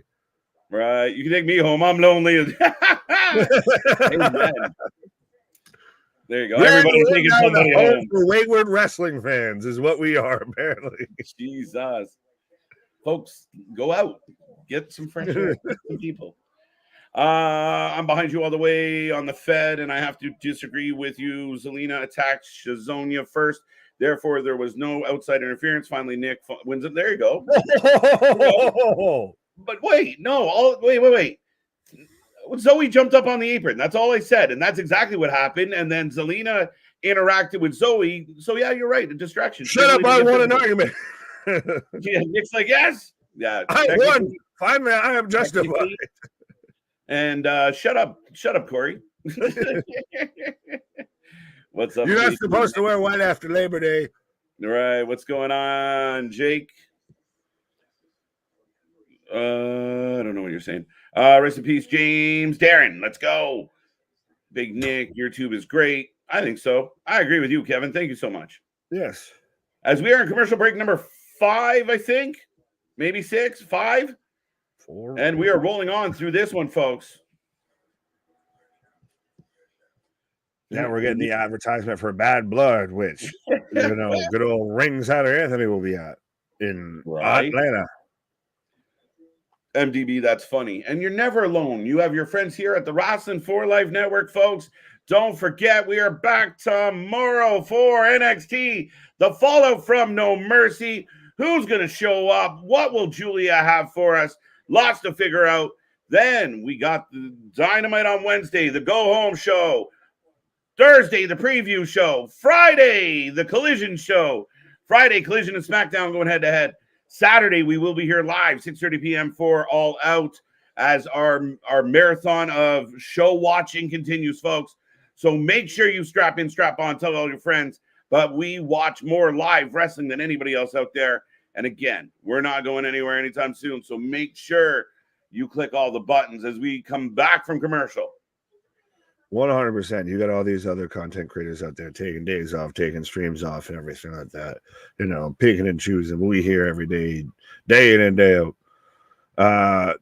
Spaz with a $5 super chat as I've got Lyra and Zelina backstage saying, I need you guys to ask Meltsy Poo how much the stairs weigh since it's not the MU show. He'll say they weigh 1 star. Well, no, he just will block us. Trust me, I've been on that side of you try and say anything towards the Meltzer, and he gets here comes Punk, like Mussolini in Kennedy. Punk's in Denver. That was a little dry, bro. It's clobbering time. Let's go. As far as that super chat goes, thank you for the super chat. But yeah, I don't. I think I have a list of questions for Meltzer. The stairs would probably be lower on that list. But cute. No, it's more Anthony out there asking me or you or Anthony, whichever one of you that brought it up last night, of how much the actual stairs weigh and everything. And you're like, well, the bottom stairs weighs 200 and something pounds, and the top stairs weigh 150. And right? I still call bull fucking shit. I don't get it. Why don't you believe the stairs got weight to them? I do believe they have some weight, just not that weight. But like grown human, like giant human beings jump on these things and they don't like break or cave in or fall apart or. So you have to be, so anything that you step on there, Godzilla has to be fucking super heavy for you to step on it. Otherwise you crush it, you destroy it. It's got to have some weight to it, no? Yes, I mean, some weight, not that weight. It's the funniest thing that we talk about. It makes me laugh. I have no idea what to say about it. Physics. Collision and SmackDown head-to-head was Tony. What was Tony thinking? Fuck it. Do it. He has no choice. Where's he going to put Collision? Yeah, that's his opinion on that. Is just fuck it. Right? Unless you cancel Collision, which might have been the better choice. MTV. That Mussolini must have hit different in Germany. Yes. I'm a sucker for a history joke. Right? It got beeped out. Yeah. No, there you go. 100 pounds. Hey, but so Punk kind of really embracing this shit because, like you mentioned, this is a year to the day to where Pepsi Man Phil, as you know, the AW Schmarks and Starks, you know, will refer to him as, out there officially coming out here with a Larry shirt on too. And even after when he finished up with Drew, he's like, if you come after my dog, I'm kicking your ass.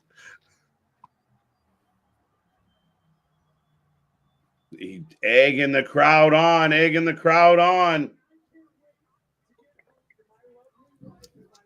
can't wait to get home. Yeah, I'm sure April will be climbing on that shit like a spider monkey. Very good, Steve. We will be here Saturday. Yes. Words are things.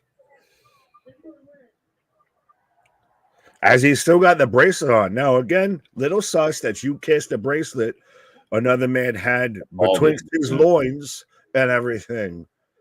Little sus, but yeah, you can have that. A little salty. I don't know.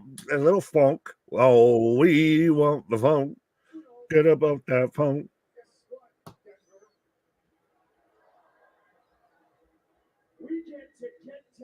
He's still swole as shit, though. He's out here a little bit good, man. Wolverine-ish, you know, filling out that, you know, cut off.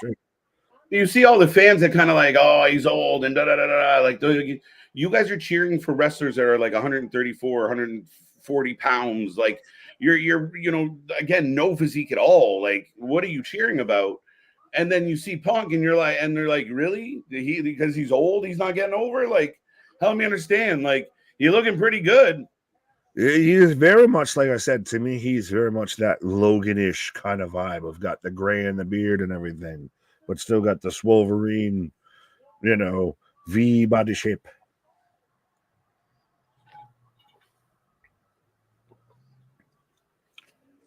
I want gold. Well, that's been the talk of after his match with Drew. His talking point was, that's over. I want to go after titles now. I want championship gold around my waist. Right? Gunther! He's calling him out, folks! Oh my God, you're about to get chopped into oblivion, my guy. No. But it'd be a hell of a match.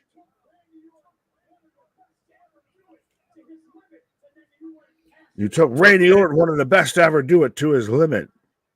Took it to the limit, folks. Okay. Push it to the limit. He should have came out with the red velvet bag. Said a year ago. Oh no, that would have been like the biggest. How big do my nuts hang now? Yeah, that's what he should have said. I don't want this belt anymore. Can I want to put a different belt in this bag. A year ago, I was technically still holding this championship gold, and then that company let me go. And now I haven't tasted gold since then. And you know what? Gold tastes good. Go on, Will Ferrell. Oh. Punk saying we're all going to enjoy taking this off of you.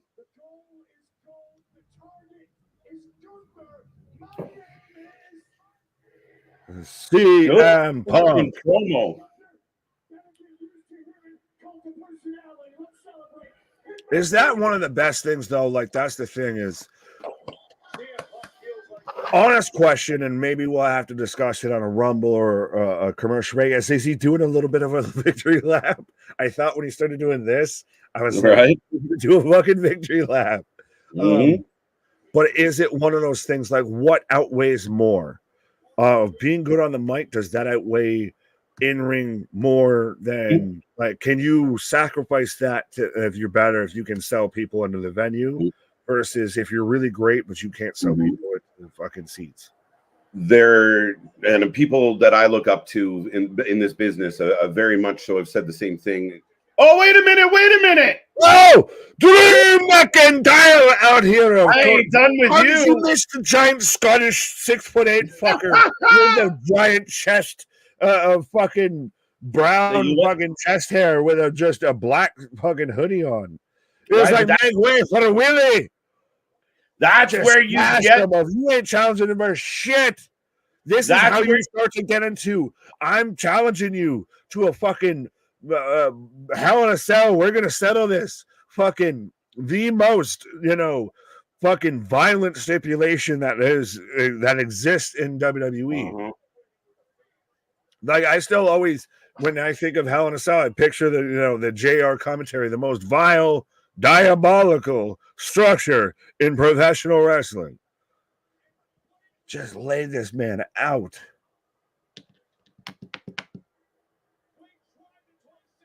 All right. So, that's exactly when you take your eye off the ball, when you forget and you think you're done.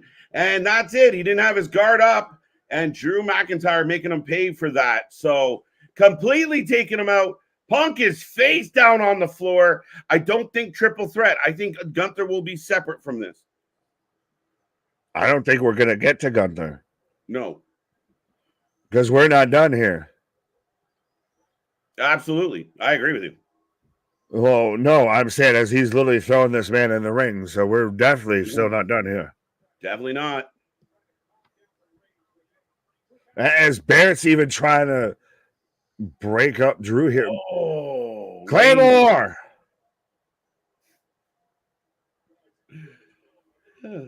Now, if he steals back the bracelet, does it justify a little bit of everybody saying that this was about the bracelet? Yeah, I don't think it's necessary for him to take the bracelet back. I just he kind of is. I think he might. He's got the wrist. Okay, you don't have to. Oh no, he's stomping him. Okay, stomping on him. Perfect way. Jason Jordan out here and Davari. And who is other agent that fucking blew their quad getting into the ring here? Boston saying perfect way to do this. Oh, he's taking the bracelet. There you go. He's getting the bracelet. So again, it's like the ball is in your court. It's the proverbial fucking king of the mountain. I'm back where I need to be. Break it. Just fucking break it. Yeah, honestly.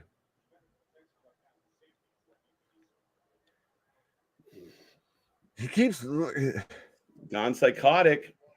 Perfect way to do this. Having it look like it. Yes. There you go. There you go. Just break it. Let's go. Add enough of your shit in this bracelet. Now just felt bad over top of him there. Just add extra little fucking insult to injury. Feeding it to him. Feeding down his throat. I thought he could have done that, but I didn't want to say it because that sounds weird. He won't stop. Another Claymore. He is making Punk pay for Berlin. That would have been cool though if he sat there and had the bracelet stuffed in his face as he hits the Claymore and just spits it all out. The Scottish psychopath is 100% living up to his name though with this shit. Right? All right, we'll try this again, Boston. Perfect way to do this. He looked like Punk is looking towards challenging for the W. Yeah, exactly. Like, I've moved past this. It's over. I beat him. I'm done. Bye-bye, bitch. I got nothing to do with you. And the heel says, it's not. I'm not going out like that. So I agree with you, Boston. This has been on point. And one absolutely annihilation of CM Punk here tonight. As we're getting a stretcher here, does this end up with Drew getting suspended again? And this is how we threadbare this along to Bad Blood here. Oh, 100%. I think, maybe Punk sits out a week or two, just like before. And again, you have a lot of time to kill, a lot of calendar, a lot of shows to do in between now and then. So I'm all for it. They're murdering. Right. Anthony said, Drew said this ain't over until I say it's over. Absolutely. Can you put the bracelet beads in CM Punk mode? What? Can you main event girl asked, can you put the bracelet beads in CM Punk mode? What? I don't know what that means. Neither do I. You asked for a repeat, so I gave you the repeat. But folks, we are on a commercial break as we roll through. But yeah, crazy as far as Punk just gets absolutely obliterated, and Drew McIntyre being pushed away. The cart is out for Punk, so we're not done with this one yet. In a death match in Hell in a Cell. 100%, and I think that really plays nice to this. And I wondered if they were going to do, like, you could actually let this fall by the wayside. Mm-hmm. And then you start to spark this back up here a little bit. But that's a hell of a way to do it. If Drew's like, no, bitch, we ain't done here. We got a hell of a lot more shit to talk about. Mm-hmm. No, absolutely. It was perfect. Man. And now, especially with this, very much of the, now granted, I don't know how I feel. I know I asked about it during the segment of he pulls back the bracelet and everything. But granted, you nailed it. He breaks it up and everything. So that's gone by the wayside here. But now this might be one of those of, now we're going to start ramping this shit up here. We're getting back more to the Scottish psychopath and everything a little bit. Yeah, with every passing exchange between these two guys, Drew gets a little darker, a little darker, a little darker. The beatings get bigger. The anger gets deeper. And they're conveying that extremely well. And again, not about taking or hijacking the bracelet, but legitimately just snapping it. I'm over this. Fuck the bracelet. Screw what it means to you. Now what are you going to do about it? And I think it's perfect. Right.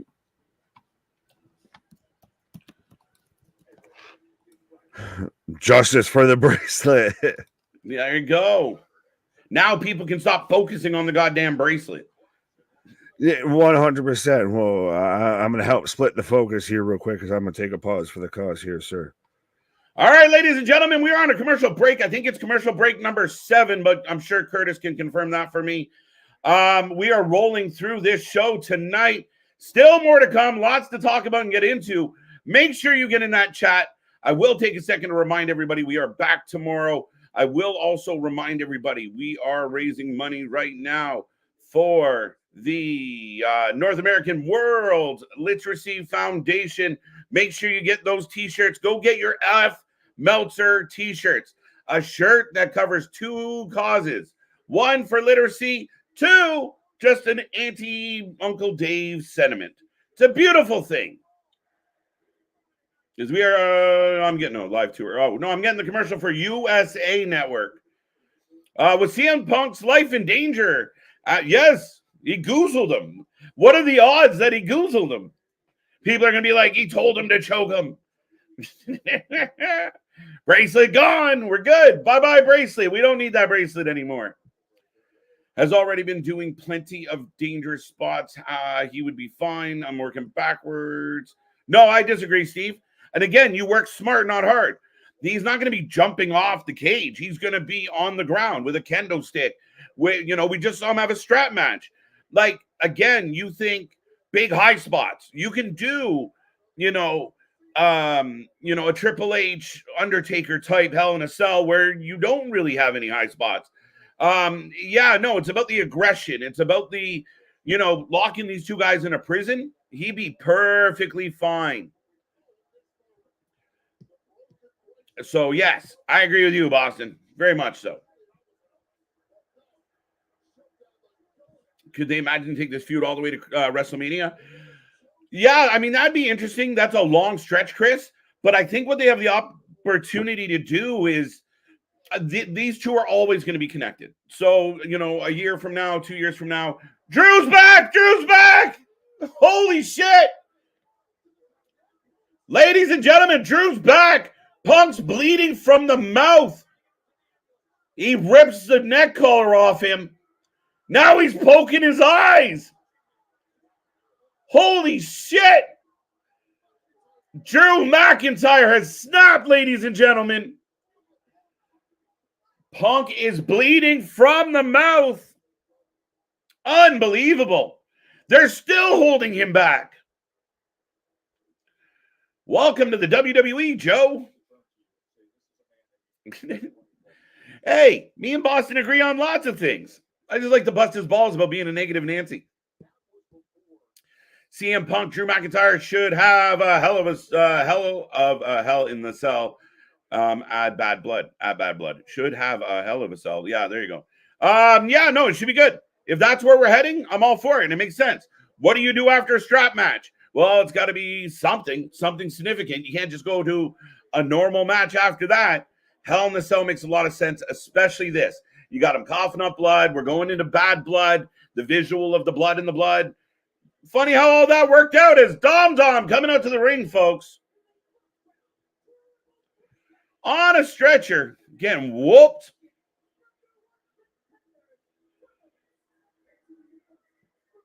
Break number 6. I thought we were at 7. I feel like you shaved one. Drew McIntyre's beating up CM Punk on the stretcher. Yes, he is. I'm choking just because of that. I'm going to need CM Punk to whoop Drew's ass for the city of Atlanta. Yo, you might be present for a hell of a fucking show. Here comes Dragon Lee. KJ, Drew Punk, 3 stages of hell. Match Survivor Series 2. Unlikely. Larry, I don't think they were going to do that. But hey, you never know. But yeah, highly, highly unlikely. But we'll see. Eventually, this rivalry has to come to an end. And again, I like this rivalry. I love it. But it can't go forever. Like I said, there will be gaps, and these 2 are always going to be kind of connected. But we'll see what happens after Bad Blood. Like, if they do a Hell in the Cell, then what? What do you do? A fucking buried alive match? A real glass match? What do you do? Where do you go? What's the next option? Yeah. It's true. It's true, Boston. It's true. And you're not that much of a negative Nancy. If I know, you only tease the ones you love, ladies and gentlemen. That's why we tease everybody in this chat. I know if Adam Pearce is not going to put out an Inferno that CM Punk and Drew started. Adam Pearce got no choice. Adam Pearce is stuck in the middle of this shit, whether he likes it or not, Christian. So no matter what his approach is, Pierce has got to come to a conclusion. We all think it's going to be a Hell in a Cell. You know, will Drew get suspended, fined? I mean, he just physically, you know, went out of his way to maliciously assault that man. As we got Dragunov, folks, who are you taking in this match? And actually, let me put a poll up. I haven't put any polls up tonight. Pause. Who do you take? Who do you take?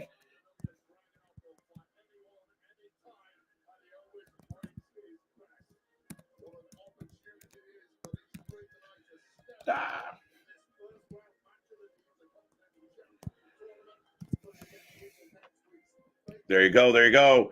I kind of got Dom Dom. I'm sold on Dom Dom winning this one now. I don't know how you guys feel out there, but I'm leaning towards Dom Dom on the W. Local medical facility. Right?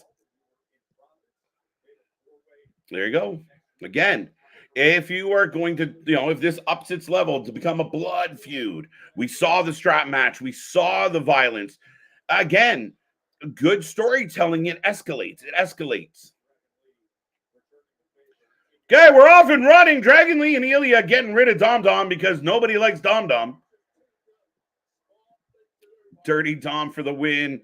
I love this Raw. Got Dom for the win. I mean, again, Raw's been all right.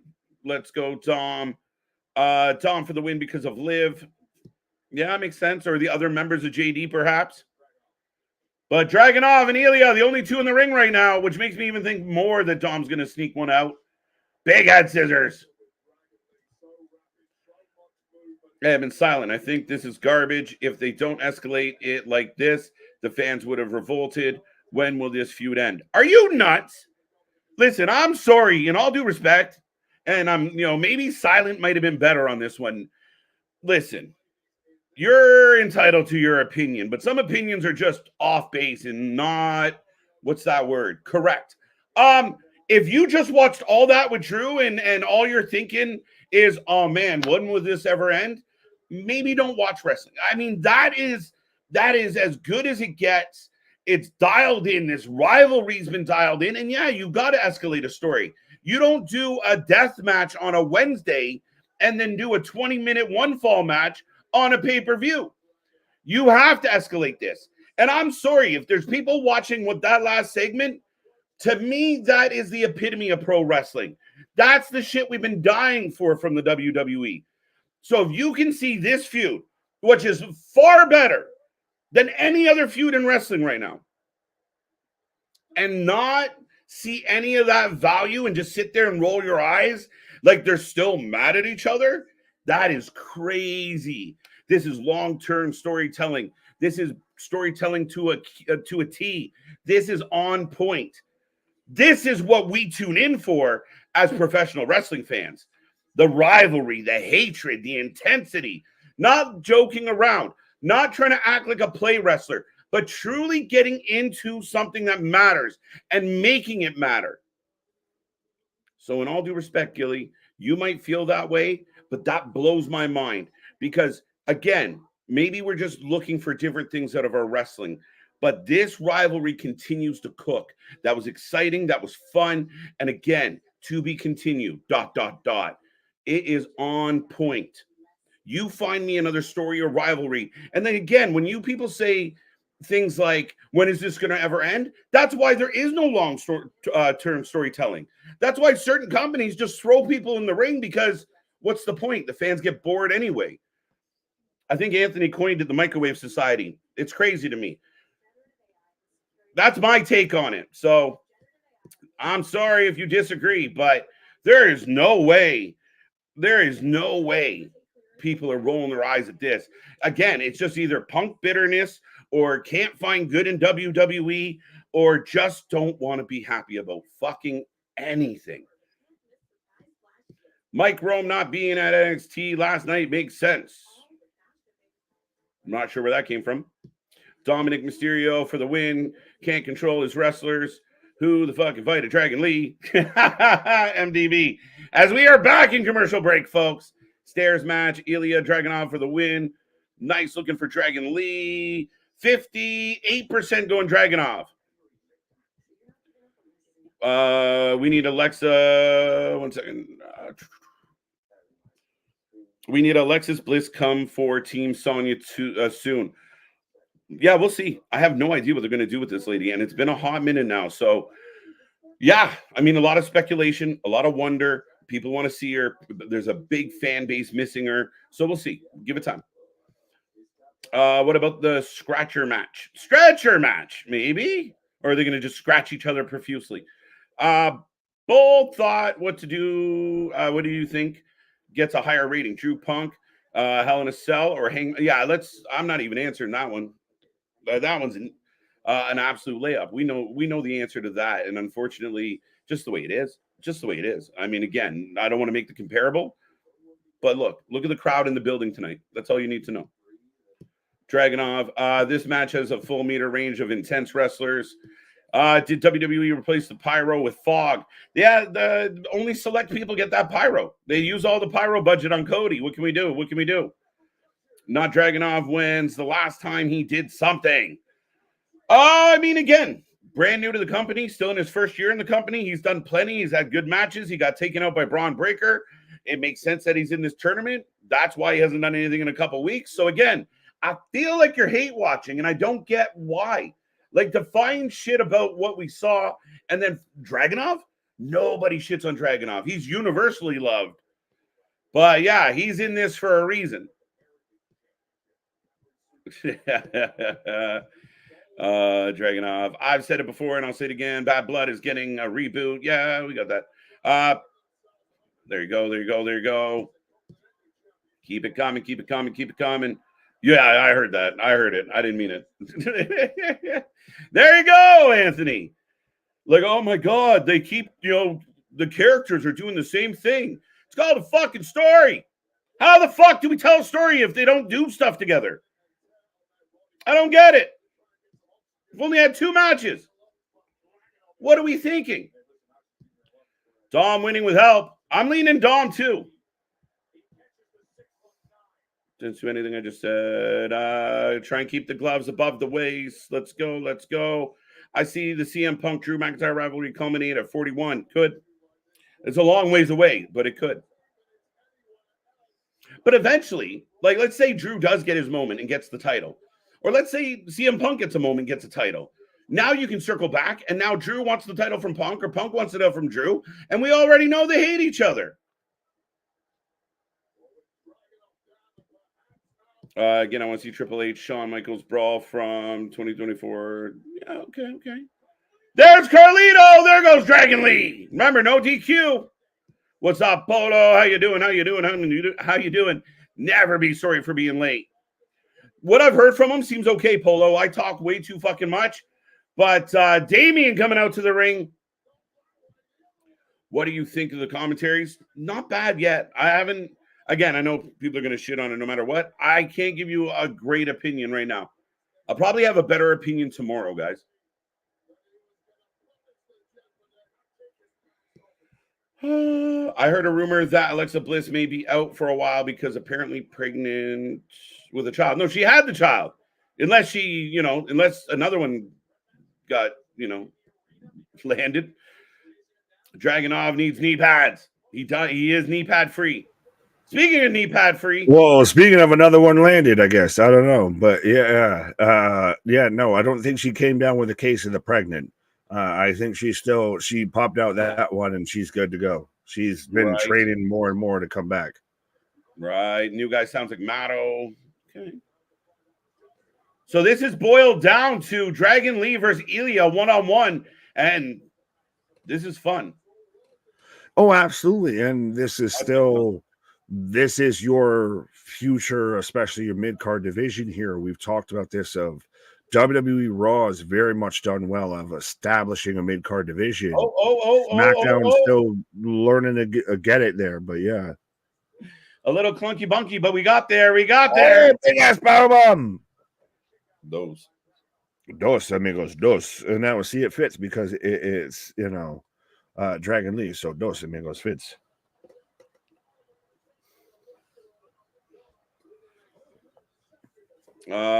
Priest is here. Priest on fire.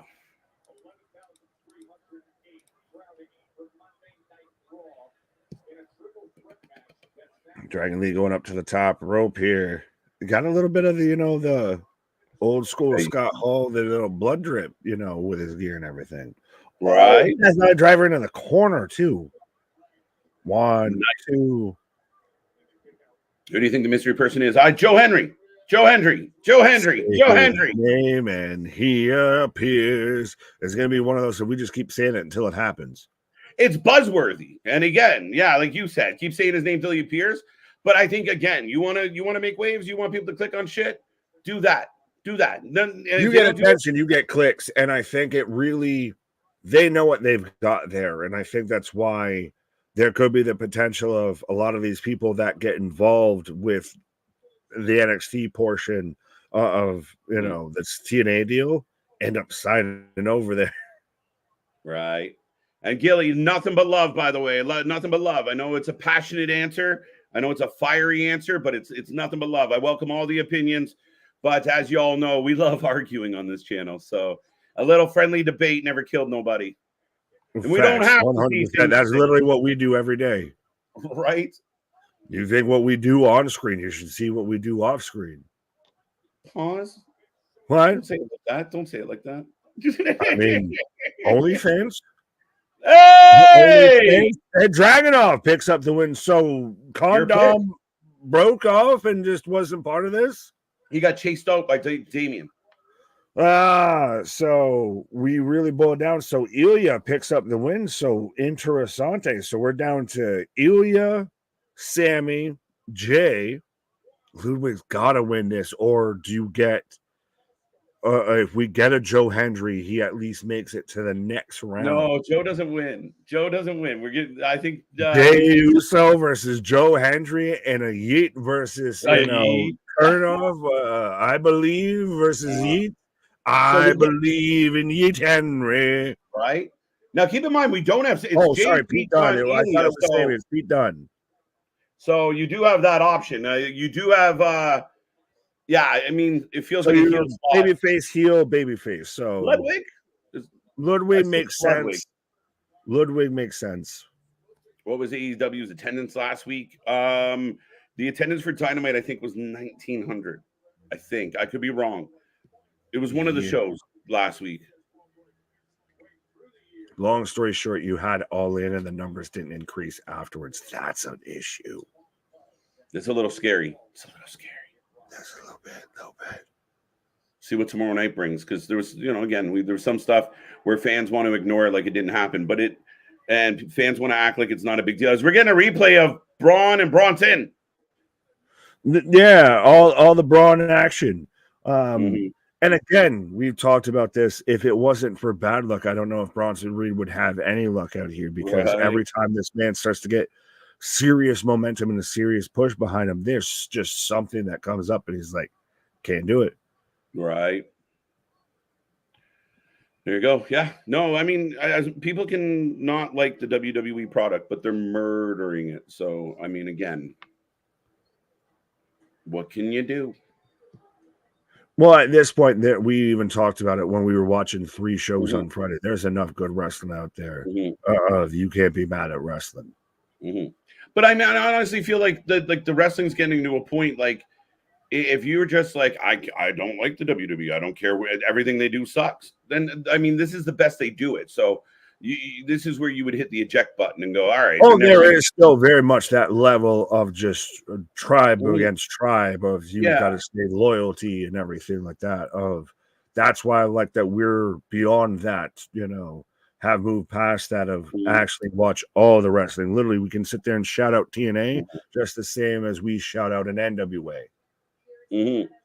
Third person could be Trick. Interesting is we're with Adam Pearce. A massive void. Yeah. Don't announce it. It's a massive human being. Yeah. Side note, fun note. Did you see that Kathy Kelly tricked Rhea Ripley into saying bro, you got all the K2 tape like a motherfucker. No. Yeah, bro, you went on the top of a car. You got tsunamied on top of a car.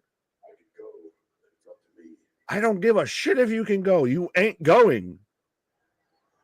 You got to commend his I heart. don't know, you crazy Dutch bastard. Let him go.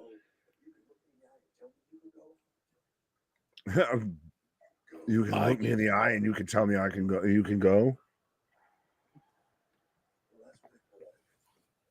It's official. All right. Okay. Braun shows up to take the spot. I like it. Well, it makes sense in the way that Bronson's already had a feud with this guy. They've already had their conflict, so it sets up the tension going out of this. So that is your safest bet. Now, your best bet would have still been a Joe Hendry and Ethan Page. Fuck a Zachary Wentz, even. I'm sure he's still floating around Colorado. He's sky high. You're getting a little too deep in the rabbit hole for me on that one. Hey, he's out there. But you throw him in there and he's in there, and even if he loses, still. Nah, no. You got a nice little pop. I guess. Maybe. Jade, speaking of pop. Yeah. And Bianca. No, I mean, again, I get why it was Bronson. I thought Joe Hendry would have been the best choice. Disappointed that they didn't go that route, but I get why they did Braun Breaker. I know you mentioned him taking a tsunami, but he is not like other humans. So if anybody can throw some tape on and muscle through it, as long as he sells it, I'm okay with it. It's not. I still don't believe it's him until he walks through the curtain, because you can still sit there and tease it, and it's going to be this and last minute. Okay. But so we're going to have Bianca and Jade out here as commentary for the women's tag team number one contender match. Xavier is sus sign. That's funny as hell. AW crowd. Somebody has an Xavier is sus, so a lot of people picking up on that one as we are in commercial break number 8, I believe. Perhaps. I believe in Phil Hendry. Braun Strowman. Okay, Damien, you got it right. Well, it's Braun. That you get Punk and Joe Hendry as a tag team. I believe in Phil Hendry. What joke they are making the Judgment Day a joke? I do not agree with that at all. I think the Judgment Day is fine. They are sniveling, pain in the ass heels who, again, if you want realism in wrestling, you can't have the little guys always beat up the big guys. Sometimes the little guys should run away from the big guy. Damien comes out, they take off. They're strong. They're fine. They're doing good. And they'll pick their spots. They're pack hunters. They're little guys. They got to work together. Yeah, well, 100%. They're hyenas, and absolutely the sniveling heel part, the clear giveaways, the sniveling, and that's the thing is they have to be, constantly a bit on the back foot versus constantly the aggressor, because then they're not, sleight of hand cheating, heel. They're out there like Roman Reigns of just dominating everything. We don't have the Judgment Day as the bloodline out here that they can just, control all of this. They've got to be, like you said it actually best of their pack runners. They're hyenas to the situation. Yeah, pick your spots. And it's still going to lead. I still believe that at some point, Finn's going to kind of be the guy that doesn't run and has to take it head on. But again, this is how you play it. I know sometimes, especially in current wrestling, it doesn't matter how big or small you are. You can just walk up to a guy and start slapping him around. Make it real. JD, Carlito, they should be running from Damien. If you had to guess right now, Bad Blood card, what matches would you throw out? Bad Blood card, what matches would I throw up right now for Bad Blood? Yes, sir. I think we're leaning towards, Punk, Drew, possibly. Liv, Mommy's got to get a payoff. I don't know if they drag anything from Wyatt that long. Finn Damien makes a lot of sense if we can get that up and cooking in the next few weeks. The IC title will be on the line at Bad Blood, I do hope or imagine. That's the payoff to the tournament is you get your match against Braun Breaker at Bad Blood. Mm-hmm. So there's 3-4 matches right there already. Mm-hmm. And they're not going to go much past that. And we haven't mentioned SmackDown. Like, who's Cody going to fight at Bad Blood? Is Roman back for Bad Blood? What's that dynamic? We got a lot of options. Because if you're going to do something at Survivor Series with the Bloodline, you got to start it at Bad Blood. There's got to be something at Bad Blood to kick this off. Oh, 100%. And Roman versus anybody, whether it be a Solo, a Jacob, what have you, at Bad Blood, is that top the card almost because it's Roman. Mm-hmm. Then again, you get a Drew CM Punk Hell in a Cell. Does that outdo a Roman Solo match or anything? Say that again. If you got a Drew Punk and say a Hell in a Cell at Bad Blood, does that go later on the card than say a Roman Solo or a Roman Jacob? Again, all depends on how it angles out, right? Yeah, if you're going to do that match and it's going to be Punk and Drew, Hell in a Cell, this heated rivalry, da-da-da-da-da, yeah, unless there's something epic with, like, 3 more Samoans are showing up and all hell breaks loose and they start ripping the seats out of the fans and beating each other with it. Like, yeah, again, it's all about the positioning that way, but it's going to be hard to follow a Hell in a Cell, and it's 2 huge stars. I wouldn't be mad if it main events. Do you think we get the one Hell in a Cell or multiple Hell in a Cells? I see a couple spots where they could do it. I wonder if they do 1 men, 1 women. Now, they don't have to with Hell in a Cell, and they're not, again, we have no idea, but I kind of like the idea of Liv and Rhea being in a Hell in a Cell and having Liv run around that cage. Does it feel fresher because they haven't done Hell in a Cell in a minute? Like we ran it for a bit to where that was even a goddamn pay-per-view name, right? Because that was the whole stipulation versus matches fit this stipulation. Now we get Bad Blood and we're anticipating Hell in a Cells, right? So that's when it might fit better if you get multiples. Yeah, you kind of wanted, if you're going to do multiple, you do it where the appetite's kind of, at its peak. And the idea that we haven't had it, yeah, I kind of like the idea. Now, again, I have no idea how they're going to approach it, but I wouldn't be mad if they did 2. I mean, again, I joke that if you're only going to book 4 or 5 matches, drop that cage to the floor and let's fight all night, bitch. Let's go. Yeah, well, I like the idea of now that they haven't really focused on it, that now if you're going to put an emphasis on it a little bit and really you're going to have some stories like a Drew Punk fits towards it, Liv Rhea starts to fit towards it. It's more storylines fit the stipulation than the stipulation trying to fit the storyline. Yeah. Like I'm out here already just picturing the video package in my head of there ain't no grave can hold my body down. As here comes the whole unholy union. Sky Pirates already in the ring. Rocking the whole Foundation vibe tonight. Oh, fucking Isle of Dawn. I would like to check out your islands, ma'am. What? Hey. No. How now, brown cow? What? Get your own. Fine, I'll take mommy. Back off. Get your own. That shit like a fucking come, Mr. Tallyman, tally me banana. Thank you so much, mommy, Kevin. come and me one go home. Will we see John Cena before Raw goes to Netflix? That's a good question. I don't think so. Nope. Well, it'd be January even, and still, I mean, the most maybe would be like a Royal Rumble. I assume I'm time-wise, I think math rights, Royal Rumbles before January. So that would be about the closest we get to it. And did you see, I guess, the memo going around of to where WWE's have to remind talent of like, we're not on Netflix now yet. Like we're still technically a PG product. Yeah, simmer down, boys and girls. Simmer down now. Simmer down. As folks get your predictions in, we are off and running. That's what happens when you turn your back. I like that. This one, oh no, I missed that. This one, AW. So the pay-per-view is on Saturday. So the pay-per-view is on Saturday. They don't want to compete against themselves, so they moved Collision to Friday, which I think they'd probably been better off just not having a Collision. Yeah, you got this weird 3-hour block of AEW.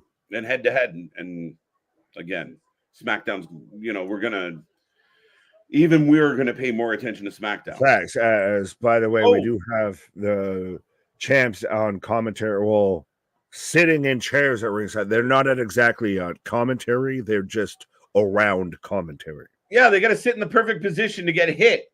Yeah. Oops. As we go to a commercial break after a moonsault on the outside here. Right. I'm predicting Jay versus Braun Breaker IC title at Bad Blood. Not a bad shout. If Jay That does a might play into job, the bloodline storyline. Excuse me. dude, yeah, that's true. But if Jay does a job for Breaker, people are going to fucking tweak. If Jay doesn't win the IC title, people are going to fucking tweak. That's what I the mean. bottom line. He could, if he loses at any point in time, I'm waiting for Rikishi to come out there and cut a whole podcast of their misbooking my son. And we're going to go over AW. And Jay's probably like, Dad, will you shut the fuck up? Yeah. Liv should keep the title at Bad Blood. It's too. Yeah, I agree with you. I would keep the belt on Liv. With all the heat they're getting, I'd keep the belt on Liv past Bad Blood. Make Rhea keep chasing. Screw her. Well, it probably would be a Royal Rumble. I don't want to say Survivor Series, maybe.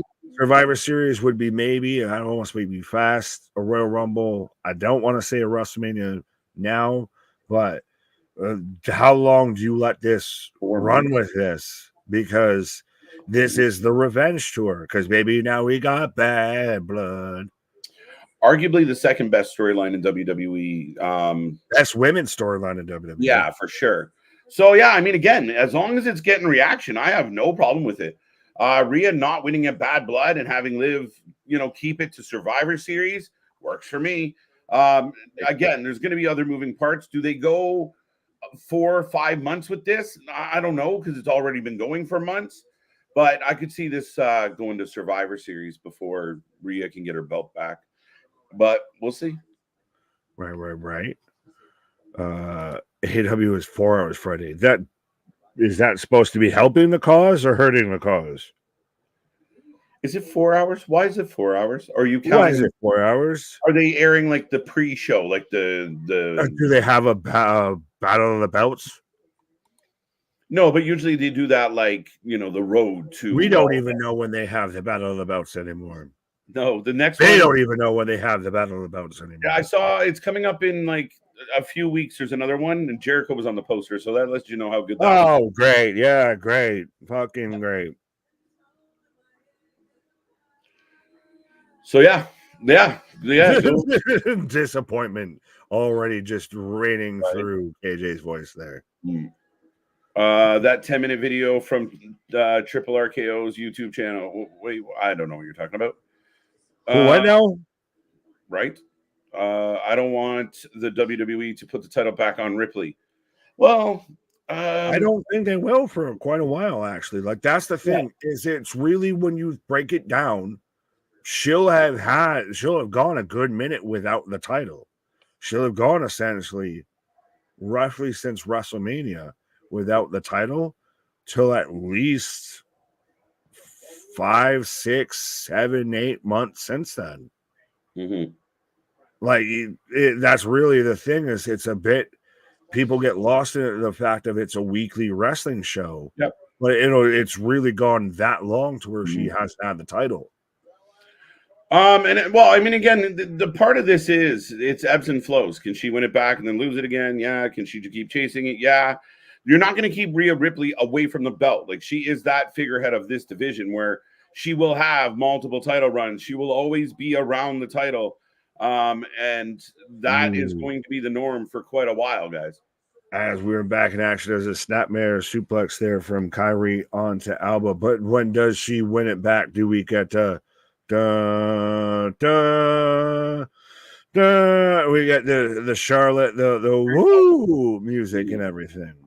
I think part of the assumption is that Charlotte will return to SmackDown, where she was, but I don't know. I think she'll be back late this year, so we could be close to a Charlotte Flair return. Or even we get a Becky. Nice. By the way, a really good match going on. Facts. Well, and you expect, though, too, you've got the Unholy Union versus the Sky Pirates, who really never got their shake on the main roster between releases, injuries, what have you. So that's why you really got the Kabuki Warriors of Kyrie and Asuka together. You had Io kind of doing her own thing on NXT. Will Charlotte Flair return in time for WrestleMania 41? I assume. Double hook. up, over. Oh, send it up. Oh, boots to the chest there. Gerard saying 690 were available at 645. 610 to Yuma? What the fuck are we going on about? Okay. Oh, we're talking about ticket sales. Oh. Under 1,000, most arenas consider themselves. All right, so I didn't know we were going into ticket sales shit. Oh. You might see Charlotte for SS in Vancouver. Quite possible. Up she goes. Kyrie pulling Bianca. Oh, Kyrie. Oh. And there was not a whole lot of room between Bianca and that table, and I feel like she caught a good chunk of that table. Bro. Oh, yeah. Kyrie ate that table. If she didn't, her legs did.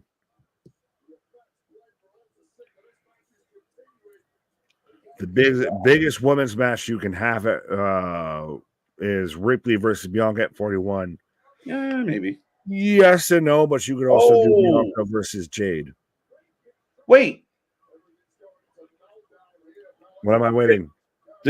No, it got a little clunky there. And did Jade just lay out one of the girls and the ref saw it?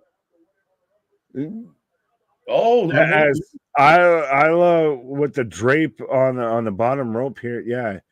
Well, I feel like post that spot on the outside to Bianca, this has just been a failure to hit gears here. I love that finisher. There's the win. 3.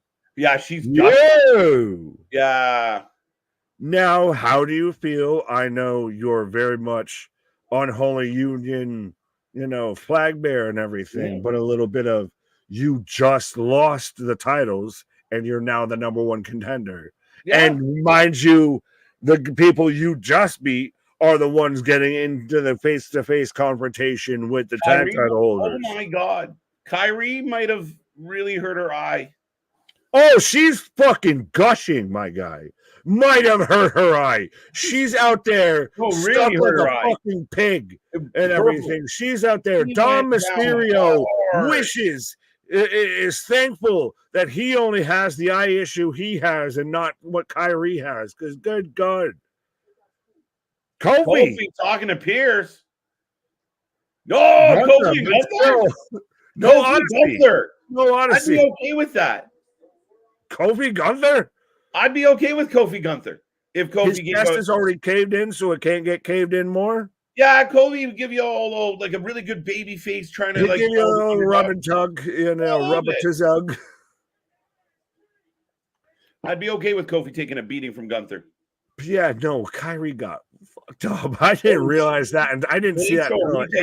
She was like crimson mask out there. No, but it was weird. Like I'm like, oh, it's straight orbital bone shit. Yeah, hopefully that's not like fucked. I don't know if it was just the makeup, the way it was blended. Like it did not. She was gushing like a fucking fruit roll up here. Yeah, she overshot Belair and just yeah. It looked like when she overshot it was with her knee, not with her face. No, but her knee caught her high, which made her tilt. Oh, she fucked herself. The table, but just in that dead man zone, Nick. Either you want to be a little further or go. Oh, so she sat there and just reclined herself. Yeah, she almost scorpioned on the head of the table. Yeah, and not Roman Reigns. Yeah, 100%. But ladies and gentlemen, we are on another commercial break. We continue to roll through as we are about to hit the end of the second hour. Right. More to come. Yeah, I hope big shout out to Kyrie. I hope she's okay. That was a hard bump she took. Overshot it a little bit, or not enough, depending on how you look at it. Definitely was her eye. Her eye did not look like it was in good shape at all. Very interesting, but I hope she's well. Yeah, and might be a little weird bit of a thing of damage control seems to be a halfway snake bit here of Asuka's got an issue with her knee. Dakota Kai back with an issue with her knee. And now if you've got Kyrie out there that just fucking launch hit herself, trying to hit a spot. Oh, we might be thinning down the herd a lot quicker than we thought. I already hear it on the internet, already kind of put out there where they're like, shit. Again, it's, that's why the wrestlers get so mad about the F word. And, we don't throw it around too lightly around here. But, just a little too far. Her support buddy didn't quite catch her. It's choreographed combat, and I don't know too many people that even have. There's people that have a hard time just with choreography. Now, if you choreograph combat, that's an extra fucking caveat you got to add to it. Right. All right. I'm gonna go check out the replay video if I can find it, Nick. But all you, my guy. Yeah, Cage is going to take a pause for the cause and see if he can find the contusion for the bruise in there. As we're right now in commercial break, I know he says it's like 8 or so. I'm still trying to divvy around this number here and say it's around 6 or so. But we are in commercial break. We are heading towards the final hour of Monday Night Raw. I will remind everybody we are the Wrestling for Life Network. We do this for anything and everything, literally, and we've got receipts to prove you otherwise. We cover anything and everything when it comes to pro wrestling. We're your one-stop shop when it comes to all your pro wrestling content. Often imitated, never replicated, never duplicated. Be a friend, tell a friend, as we've been still killing it, moving around, hovering around 100 in the chat and everything, so on and so forth. Let's see if we can get back up to that 120, 130, 140, 150. What? Question for everyone: who would you? We're Punk versus Drew, Christian. I know it's a wholesome question, but I don't know if we're exactly going to go into the politicking and everything. As I'm getting a replay of Bash here a little bit, which also, again, reminder, much like I said, how we're the one-stop shop for all things Wrestling USA Network here, pretty much till the end of 2025 or the end of 2024 is going to be your one-stop shop for all things pro wrestling. When it comes to WWE, you're going to have Monday Night Raw, your NXT, your Friday Night SmackDown. So that's 100% he didn't be watching it with me. And I said it wrong. I know I did. Acknowledge it. As again, we're getting the replay here. It's an opinion, not a fact. That's your opinion. What is your opinion? Steve G, context is fucking king, my guy. Oh, Boston, I'd rather see Jade versus Rhea, but you're entitled to opinion. No, fair enough. You're going to Boston. You can have that then. I ain't going to sit there and fight with that.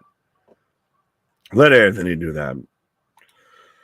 Kyle saying Big Nick with kind of partnership with WWE and GCW. Do you think Kyrie and Maki Ito have ever crossed paths before? I'm sure they have.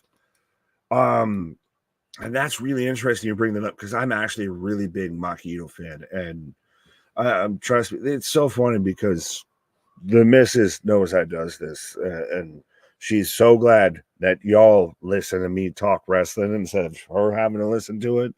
But she'll still pop for a Kyrie, an Asuka, a Maki Ito. Like, I got her to watch a whole GCW show and everything. So I think that they very much have crossed path. I don't think Maki Ito right now would want to be with anything that's going on that sort of way and everything like that. She's out there MDK all effing day, and I don't think that's the way WWE wants to play. As I've got Gunther coming out right now here, as we got a little bit more tease there of, yeet. And they're saying, how did I get dragged into this, Nick? Because you're here. Because you're part of the team, my guy. You're part of the three-headed monster. So 100% you're going to get dragged into this. Trust me. You don't think that there's times or opportunities or whatever to where, someone might not be on screen and they get dragged into a thing just because they're here? 100% that's how it goes. Action Jackson, yeah, with the yeet. Gerard, no, it's a fact. Jade is still learning. She has to come up to speed limit since she entered WWE, but she still needs to get out of the first gear. Fair enough. I will give you that, Jade. To me, I don't see a dramatic difference. I don't see a huge separation outside of maybe presentation of her between now and AEW. I will do that. I do think that this is the better platform for her because they will do what they can to make her work. It's one of those a little bit, Christ, AEW had it and did the best they could with it. If WWE can't make her a fucking star, then it just ain't going to work.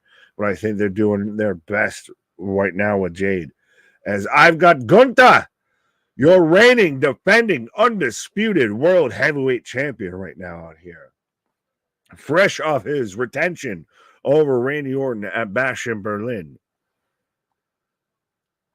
Ryan Armstrong saying, look, Bianca versus Jade, Ripley versus Charlotte, and Liv triple threat at WrestleMania 41. Enough said. And I still like that we're fantasy booking all the way to WrestleMania 41. Christ, we're sitting there guessing at where WrestleMania 42 could be.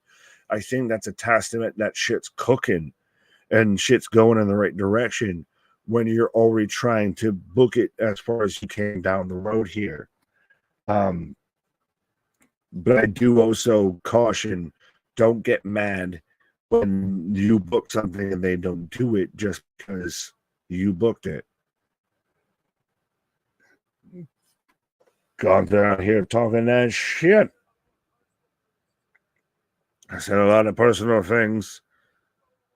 He just works well now, and it is really nice to see this man going from such a historic IC title reign, your longest reigning NXT European champion and everything, to now here, your world heavyweight champion.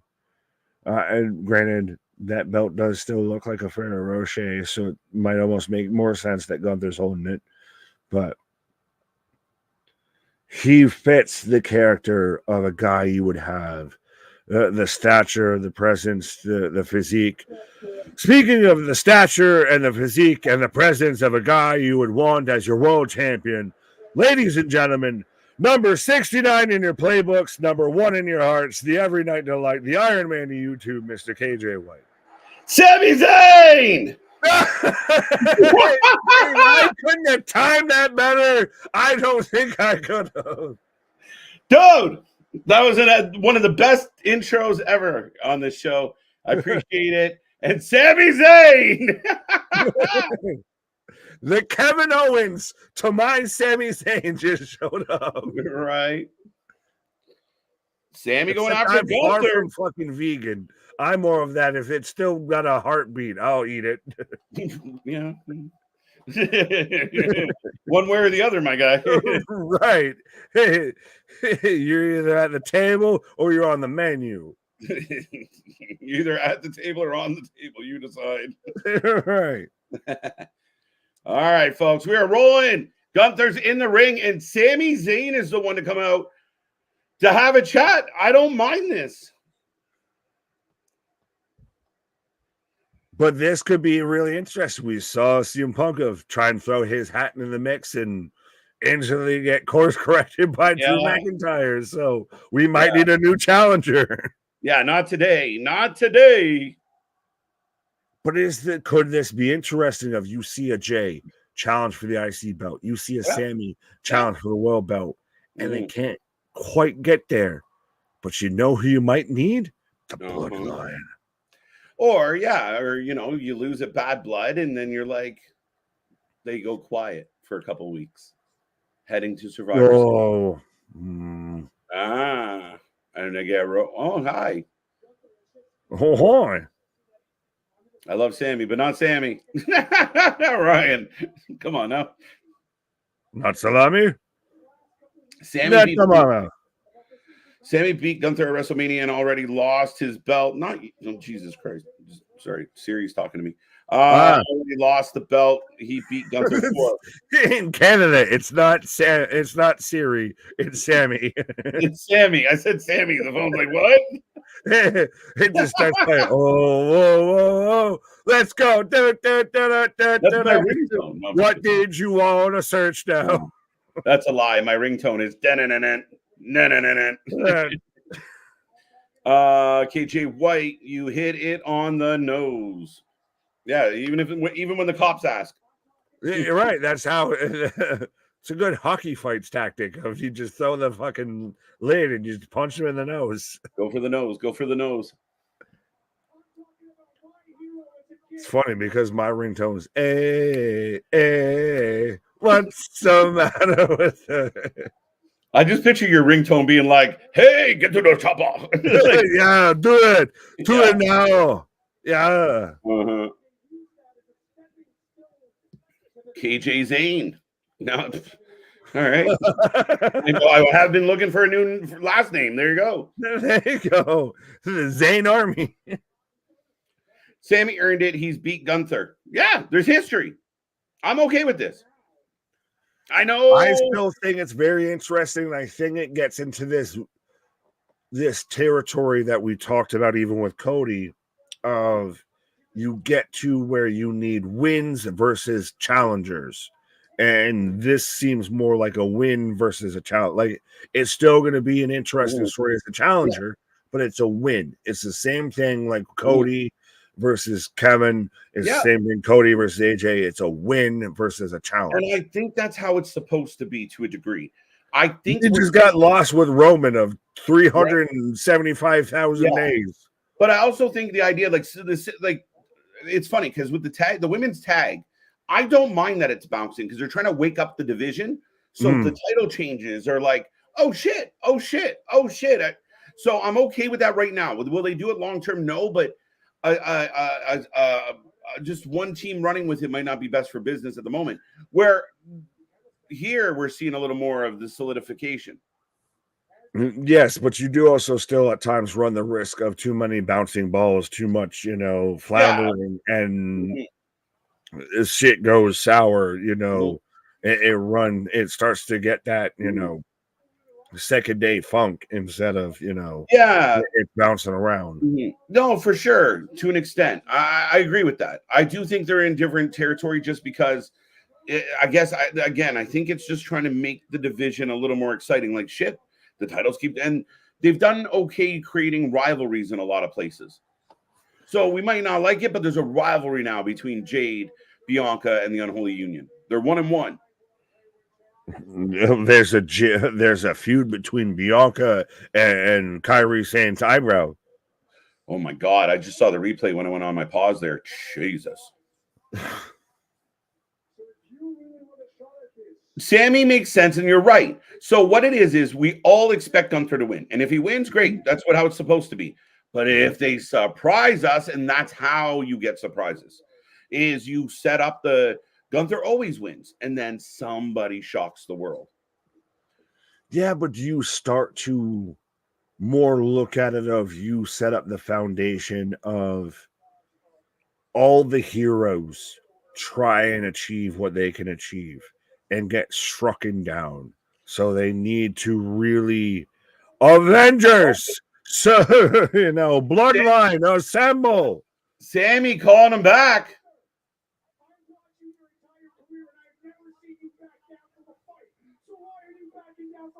I watched you your entire career and I've never seen you back down. Well, I've also watched you in a lucha mask. Where's the lucha mask, motherfucker? Gunther's basically just getting his get back. First Randy, now Sami. I agree, MDB, 100%. But that's a little bit one of those of you have to establish this guy as a world beater. Of you, Thanos didn't get his name because just you said Thanos. No, he got his name because he fucking stomped through some motherfuckers. Yeah. Same thing with Gunther. I'm a stomp through some motherfuckers here. Yeah, but keep in mind they introduced Gunther as Thanos with the IC title, and now everybody knows you don't fuck with Gunther. So anybody that steps to Gunther, now he's got the Infinity Stones, motherfucker. Right?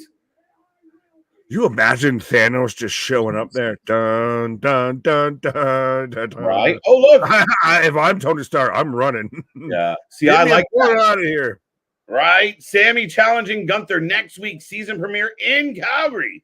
So even though, again, even better for those who are like, oh, why Sami? He's getting a TV match, guys. It's just going to be a really good match, and Sami's going to be super over in Calgary. Can I ask a question? And I apologize already in advance if this is out of place of the question. Does Sami Zayn walk out to face Gunther in a Johnny Gaudreau Calgary Flames jersey? Oh, he could. He could. That's especially to me. You're mentioning it. You're doing it in Calgary. Recent tragedies and everything. Canadian guy, 100% to me. It would be a way to show respect. It would be a way to tip the cap, but it'd be a nice homage. It'd be a nice homage, but it'd also be. Is it insensitive of it so soon? Right. I don't know. I mean, he could if he did great. If he doesn't, I mean, I understand. Oh, so we are getting not hung up on it. Hey! Wearing a Colorado Avalanche Yeet shirt. Jesus, and people are worried about Jay's career. Shut up, Rikishi. I haven't given a shit respectfully about the Colorado Avalanche outside of Peter Forsberg, Joe Sakic, and Patrick Waugh. Oh no, they're good.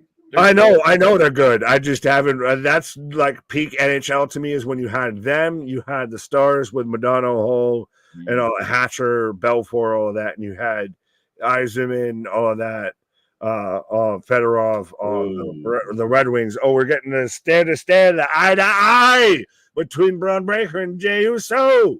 I like this. I like this. This is gonna be the match at Bad Blood, right? Yeah, huh? Sami and Gunther at Bad Blood. No, Sami and Gunther next week. Yeah. Which I like even better. Walk away. Yeah, Jay's winning. So we know what's happening at Bad Blood for Breaker. Oh, it's going to be him versus Jay. Well, and I think it's even if Jay doesn't win, he at least needs to be in that match. You at least need to throw him in there. And I still anticipate, even when he doesn't win, you're going to have Rikishi with a 2-hour podcast about how they fucked up my son's booking and everything like that. But still, Jey Uso is hitting peaks that we didn't even know Jey Uso could even reach. Oh, yeah. You got my attention. Yeah, you don't do this if you're not setting Jay to chase him. So this is beautiful. Best mullet in wrestling: Jey Uso, Dominik Mysterio, the Thrillbilly out there in NWA. Where I'm trying to remember, I'm trying to find out what the fourth person who has a mullet right now in pro wrestling. But that's at least a solid 3, cake, right? Dom's got the super mullet. Well, he has the extra bonus of the stash, but Jey Uso has that like eastbound and down kind of everything. Here comes Braun Strowman. Brawny the Strowman. Yeet. Sami Gunther 2. Let's go. And again, it's going to be a really good match. One big SOB. He's out here stretching like he's got to take a shit. We got to get you that t-shirt. Yeah, selling ribs. SOB. This crowd is all Mark. We'll just do variations of it. One big KJ, one big, Anthony. Right. What do you think of Joe Testatori's first night? I have no complaints, but we do talk over it a lot. I'll probably have a better opinion tomorrow, Brandon, but any issues, Nick? Nothing that I've noticed, nothing that's really caught my eye. I mean, I can't hate on a good Paisan, so I'm going to still call a spade until, I'm sure we get off of this and we're going to get, 3 tweets just sent directly at us of here's where he fucked up. Oh, yeah. No, yeah, we miss a lot of what they say, but from what I've heard, I made the one joke. He came out, he sounded a bit dry, very much like they were calling for the relief pitcher, here he comes. And it was that was a little dry, Joe. But, I mean, I barely heard him. So, yeah, not a good assessment. We'll probably catch some stuff on the replay and such that will allow us to kind of give a better idea. Also, though, is that a good thing or a bad thing? I know outside of, not having a club, but to where the commentary doesn't stand out or anything. Granted, again, well, that's literally part of our shtick is to be the alternative commentary. Right. So, but yeah. Absolutely. Sami Zayn is going after Gunther in the World Heavyweight Championship, but wasn't it a couple of weeks ago where Jey Uso said he and Sami? No, yeah, Jay suggested like maybe we go after, but again, they were both kind of doing their own thing. Like they have a friendship, a loose affiliation. So I don't think they were like pitted or being angled. It was just something Sami said, yeah, maybe, Jay said, maybe we could do this. And I don't know, maybe it ties. Maybe Sami loses to Gunther, but Jay beats Braun Breaker and Sammy's jealous of Jay. Who knows?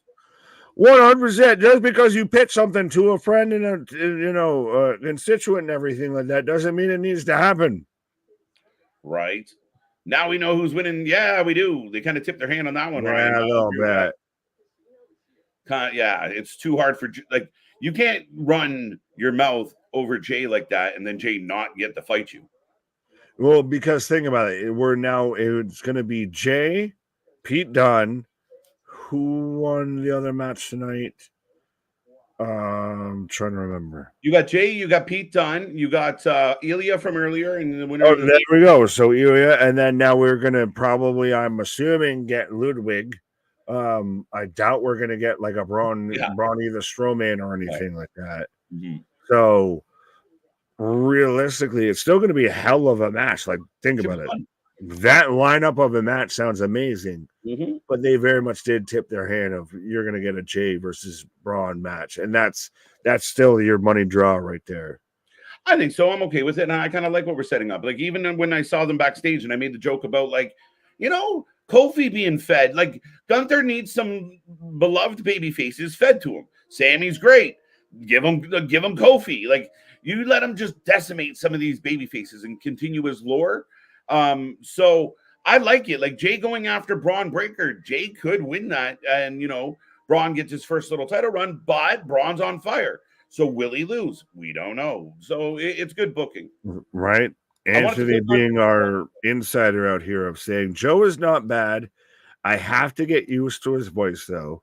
I think I'm halfway used to it from college football and all of that, but he has had some very minor slip-ups. But it's again, Christ, it's first night out here. We're live fucking 357 days out of a 365-day year and shit like that and everything like that.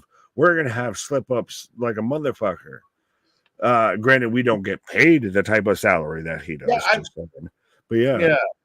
Joe Tessitore over Tony Schiavone. Facts. 100%. Tony Schiavone's fucking atrocious. We could take Tony Schiavone's job. We could take Tony Schiavone's job and Excalibur's job. Tony Schiavone is like that uncle who's like a shut-in all the time, but you talk him into coming to a family event every year, and he just sits there quiet most of the time, but then occasionally you yell out random shit because you got a drink. Yeah, but you keep everyone that's under a certain age like away from him and everything like that too. Like, if you're under 21, you don't hang out with Uncle Tony. Right. Sheamus for the win. Yeah, Braun Breaker's not winning. Boston popped me. I guess Braun's not got this one. Yeah, there you go. So next week. No, tonight. Tonight we're getting Damon Priest and Jey Uso versus Finn Balor and Jamie McDonough. Holy shit. Yeah.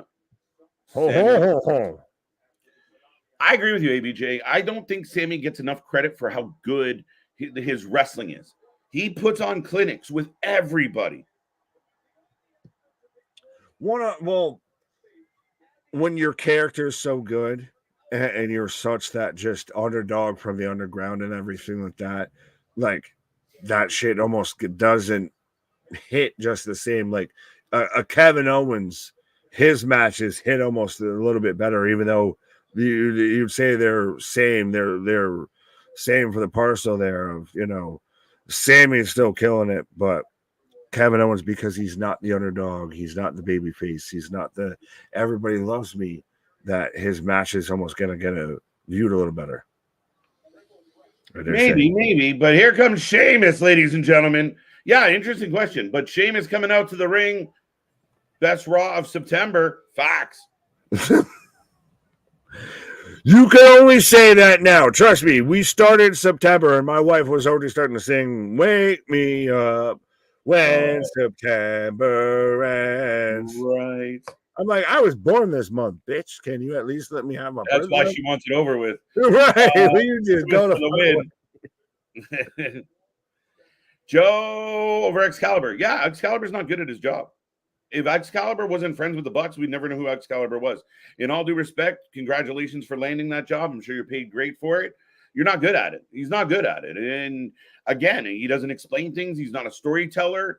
It's like sitting there watching wrestling with a Mark fan. It's kind of like what y'all do. No, I'm just kidding.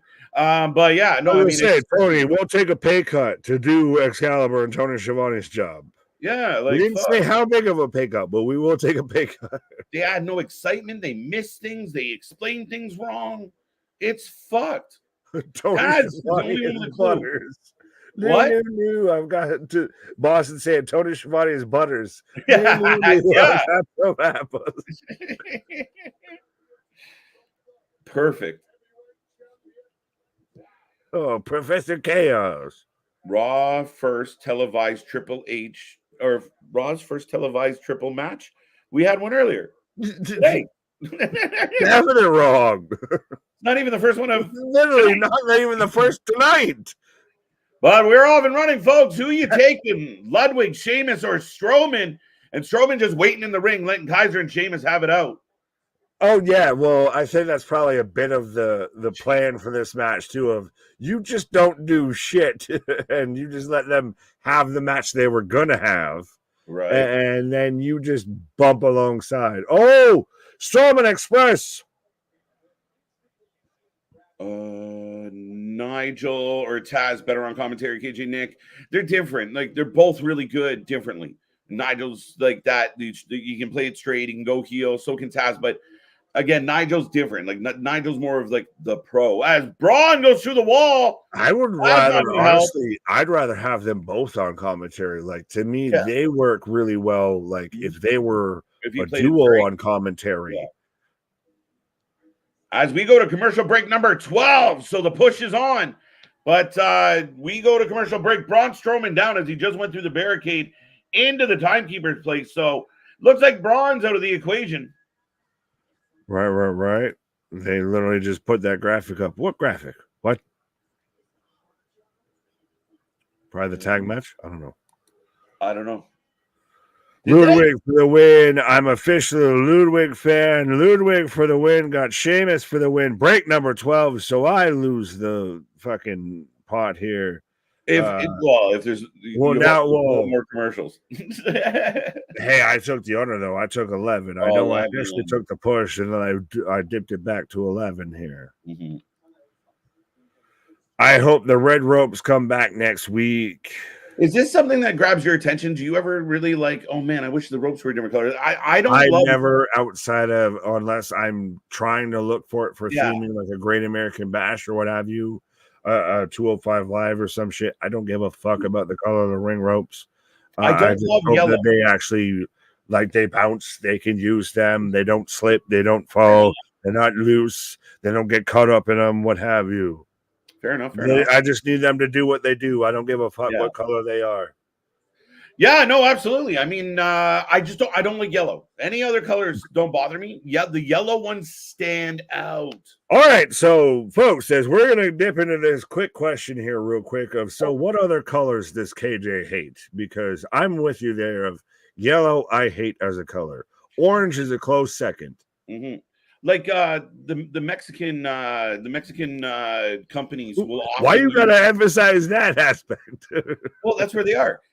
They use yellow ropes often, and it drives me nuts. I don't love the yellow ropes. TNA's might be yellow or might be again. I don't know. I don't love the yellow. Well, just yellow as a whole, I think it's a shit color. It is. It's a trash color. That's mostly what I was getting at. Of yellow is a shit color. Orange is a close second. Yellow and orange. Like when shows are themed yellow and orange, I get so mad because I don't want to fuck around with. I'm the only one that likes the black more versus the orange when it comes to Halloween shit and everything. Orange just works because it's a little pop of color and everything like that. But yeah, no, yellow is a trash color. It's also even weird of when you're doing like the colors on the ropes outside of like it's a super themed show and everything. Just let them be consistent colors. At least let them still work. Let them not be slippery, not them be loose, what have you.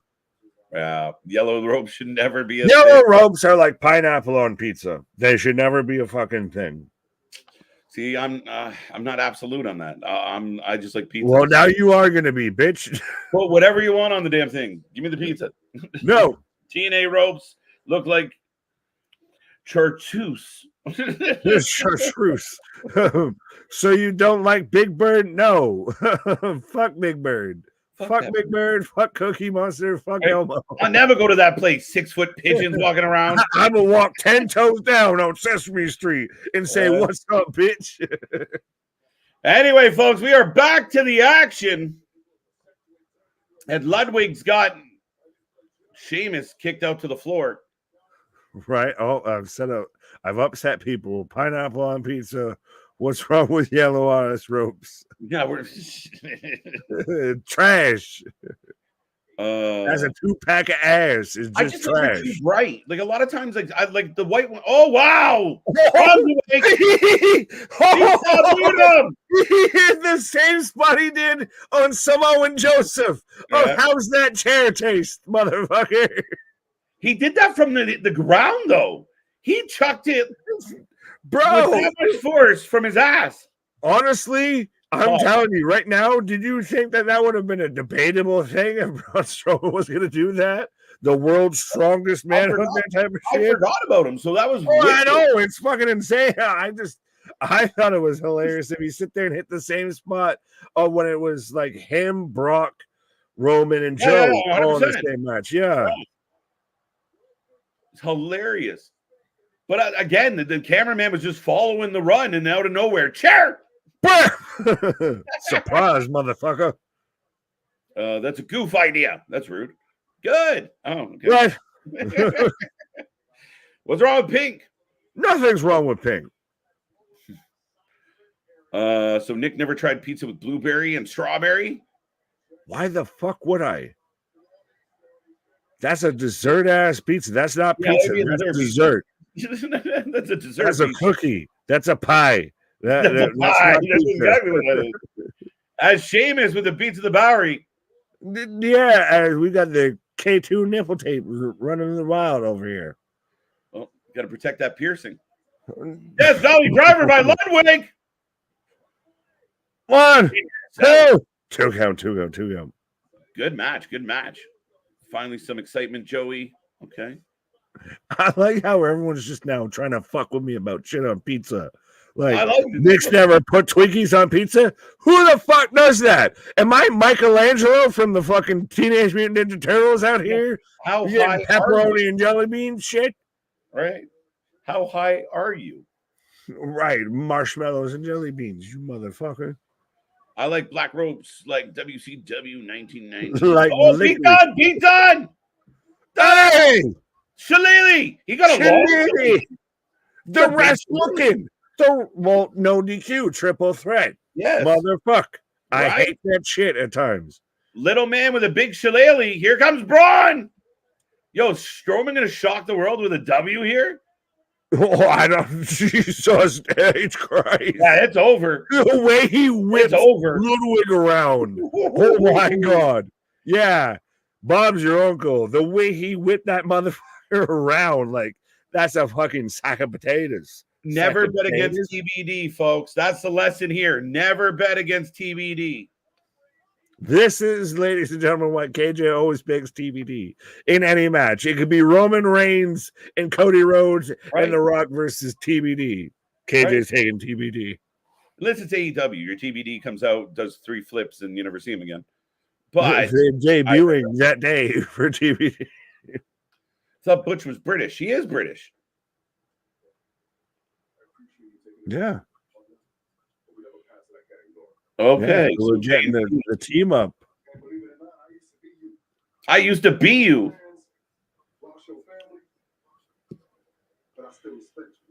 Okay. A babyface for Rob from Jada to Damien. Oh, Robin to Zug. Because so that's your potential new tag team champions is Shane and Damian Priest? I hope not. I think they're on. This is again, baby faces helping baby faces. But at the end of the day, I think we definitely have a chance to have nice single runs, especially for Jay here. Fair enough. I will answer this question before I take a pause for the cause of ever sprinkled Lucky Charms on your pizza. No, but I think I've smoked Lucky Charms and then eaten pizza. He smoked Lucky Charms and eaten pizza. All right, ladies and gentlemen, Nick taking a pause for the cause. We are in commercial break and we continue to roll along. We are just under triple digits. So be a friend, tell a friend, or if you're in the bathroom, whatever, hurry back. Let's go. Back into triple digits.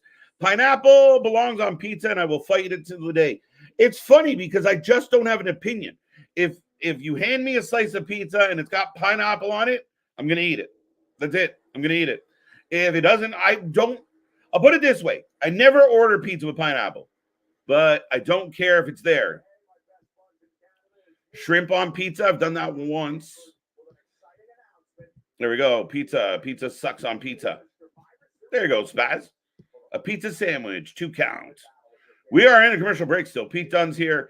Feta cheese on pizza is the bomb. Yeah, it can be good.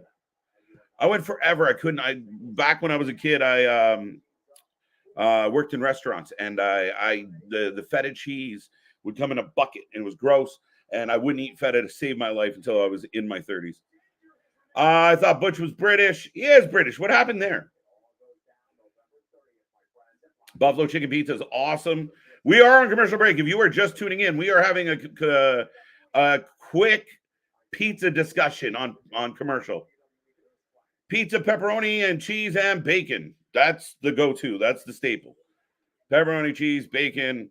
But yeah, no, I like a lot. How do I say this live without you guys being assholes? I'm a meat lover. Simmer down. And I will pause myself. All right. So the fatal four-way is JP, Ilja, Braun. Yes, absolutely. I think Braun winning this buys you time for Bronson to get cleared and come back and get Braun. I need that Avalanche Heat shirt. It was sick, actually. Ever sprinkled? Yeah, we're back to the crazy stuff. Does anyone know what color the AW ropes are? KJ Nick. Feel like they're. That's a good question. Red? White? What the fuck? They're white. I think they're white. Why does Butch have a shillelagh? Isn't he Irish? Yes, he's Irish. And Butch is British. But yeah, I mean, I see what you're saying. Okay. Now that's just fine detailing. Technically, Sheamus is. That's why it's big. Break number 13. So the over wins tonight, folks. Jey Uso is low-key not a babyface. Oh, do tell. Because from my vantage point, he is uber babyface. I prefer to eat pizza once a month. Fair enough. Sheamus cost Pete. Bronson cost Braun. Jay winning. Hope he doesn't pin Ilja again.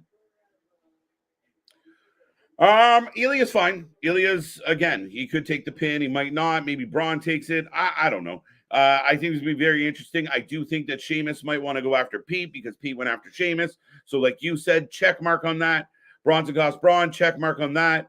Jay winning, yeah. Sorry, Ilja's got to eat the pin. Jey Uso has evolved into the dumbest jock you knew in high school who probably still works at a local bar. Not really. Not really. He's a much nicer guy than that, he seems. A little more genuine. Oh.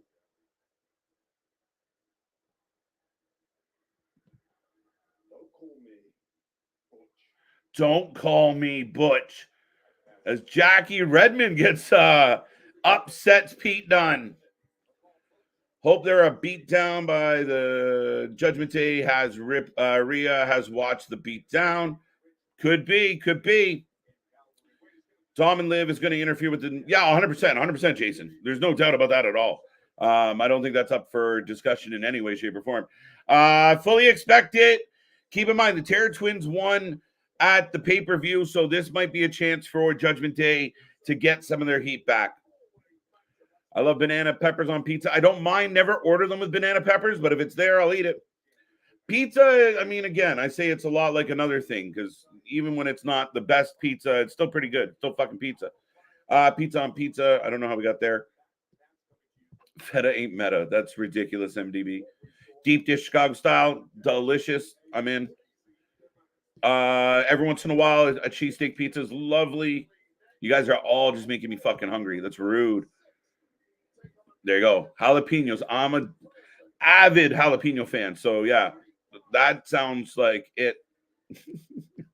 The diet half. I love it. As here we go, folks. Getting ready for the main event. No, but if you work it into the actual pizza, it's a fucking treat and a half. So I highly recommend that. Pizza done. Let's go. As here comes Damian Priest. Yeah. One food category I only eat for the rest of your life: pizza, tacos, or sandwiches. Ooh, fuck. I'm such a fat kid. How the fuck am I supposed to pick, James? Sandwiches isn't gonna win. Tacos or pizza? Maybe pizza, especially as long as I could mix it up and be like a different meal all the time. I put other shit on it. Yeah, it's a tough one. White ropes on Dynamite and red ropes on Collision. Okay, there you go. I said white and red. I get some points. Pineapple Express. I have pizza on top of my pizza. Rename Pete Dunne to Dwayne Reed.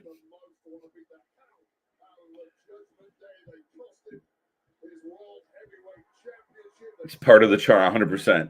The whole Jay character is so superficial. When he was in the bloodline, it was so layered. Not really. I mean, again, we just had that whole moment with Damian. Again, he's a caring guy. He's got his friends. He's out on his own. He lost his family. I see him be perfectly fine. And he's super fucking over. And highly entertaining, good promo, good interview. I don't know what more you want. Whatever it is, superficial or otherwise, but in wrestling, it's always very superficial in a lot of cases. So, yeah, no, he's over. We're good. And he's good. All rise. Next week's street fight match will be a massacre. It better be. Look at the building right now, folks. I used to deliver pizza. Well, once upon a time, yeah. Domino's. Shout out Domino's. I had a whole THE infused. Yeah, Oh, the whole dinner? Attaboy. Attaboy.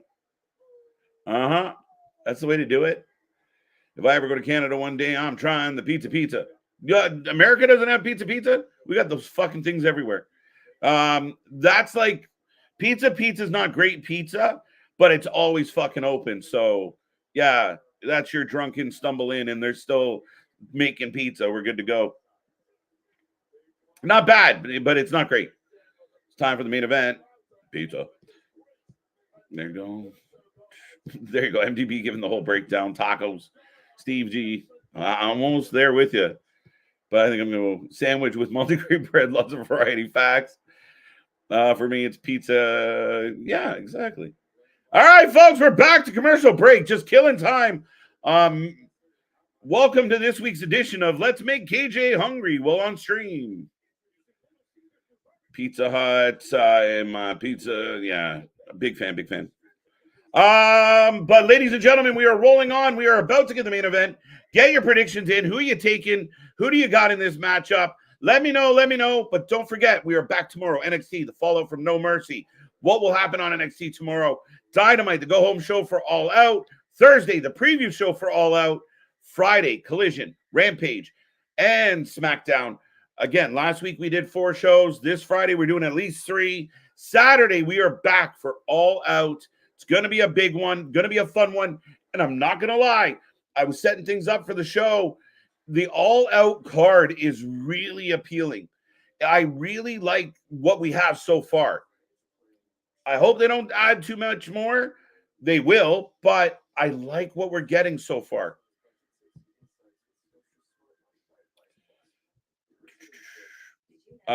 Is there a poutine pizza in Canada? Yeah, there is. Some places will do. I've never personally cared for the idea of putting, again, how indulgent can you be? But yeah, there are some places that offer like a poutine pizza for sure. Have you ever been to Dan Aykroyd's restaurant? I have not. Keep your eat to yourself. Don't put it in the pizza. Pete Dunne hates Butch. Yeah, I mean, it's perfect. We all hated it. He's now saying it. And it's a point of contention for him. It's a good little soft button push for babyface. They better make the Judgment Day strong or I'm done with this show. Well, the good news is when we find out if they made them strong or not, the show's over. So we're done. We go home. Who gets the momentum? Team Pac, Team Ospreay on Wednesday. Weird match. I'm all for it. Go Pac. He's not going to win at the pay-per-view. Give him the win here. Anything from Peter Piper's Pizza? No idea. Salami and spinach is a good combo on pizza. Interesting. I wouldn't say no. Judgment Day for the win. Absolutely. There's such thing as Quad City style pizza. All right. Okay. You guys suck. You're killing me. Judgment Day for the win. Poutine is, it's unreal.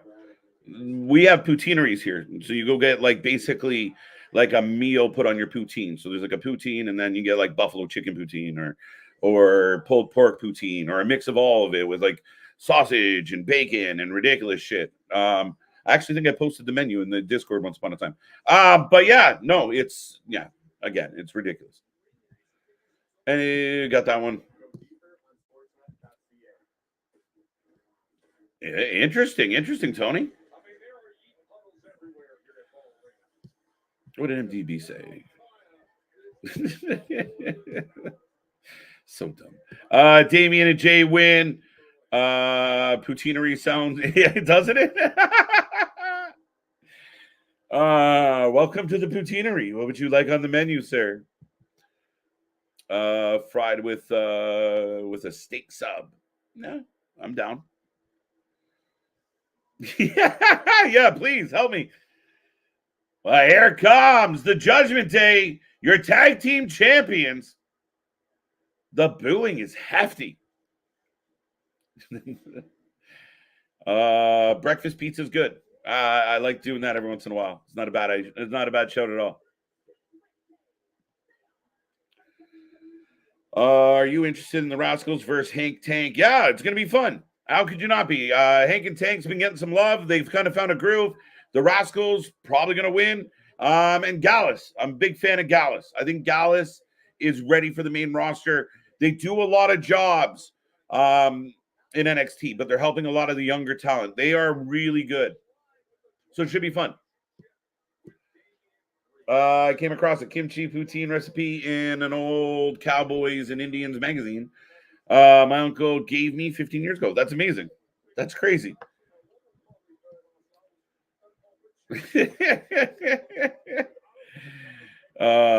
Just instantly think of Cheech Marin standing in front of the titty twister and Dust Till Dawn. If you know, you know. Are you an Argos or Ticats fan?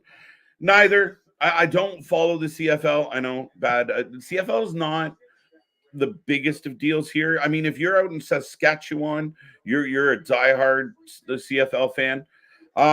Yeah, I got some Argos memorabilia. They're local, so yeah. If anything, when they're like about to go to the Grey Cup, I'm like, oh, go Argos. But that's about it. We are lucky we have a few places in Buffalo. Yeah, again, some of the neighboring towns. It's really interesting to see what's bled into the other side of the border. As Damian and Finn are off and running, JD sliding in, wicked transition. Of course, I'd get Pizza Hut and a Domino's pizza. I don't do Domino's very often anymore because I did work there once upon a time. Jey Uso and Damian Priest for the win. Okay. I think they're going to lose.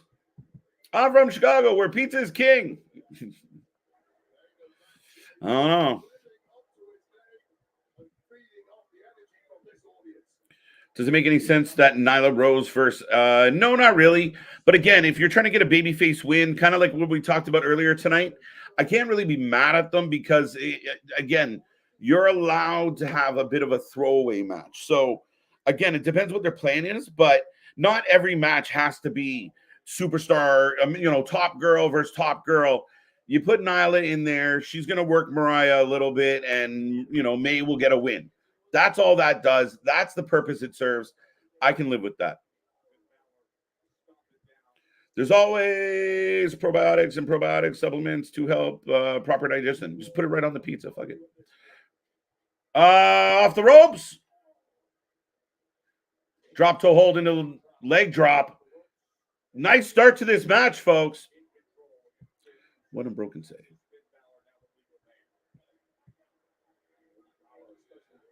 Kimchi poutine, yeah. OxyClean, Unbroken. What the fuck? Detroit pizza is the best.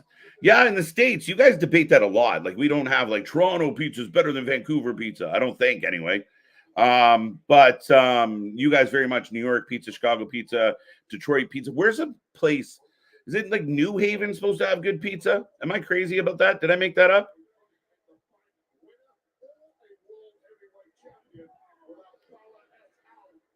But Baszler in control of Jay right now. Now I want fucking pizza.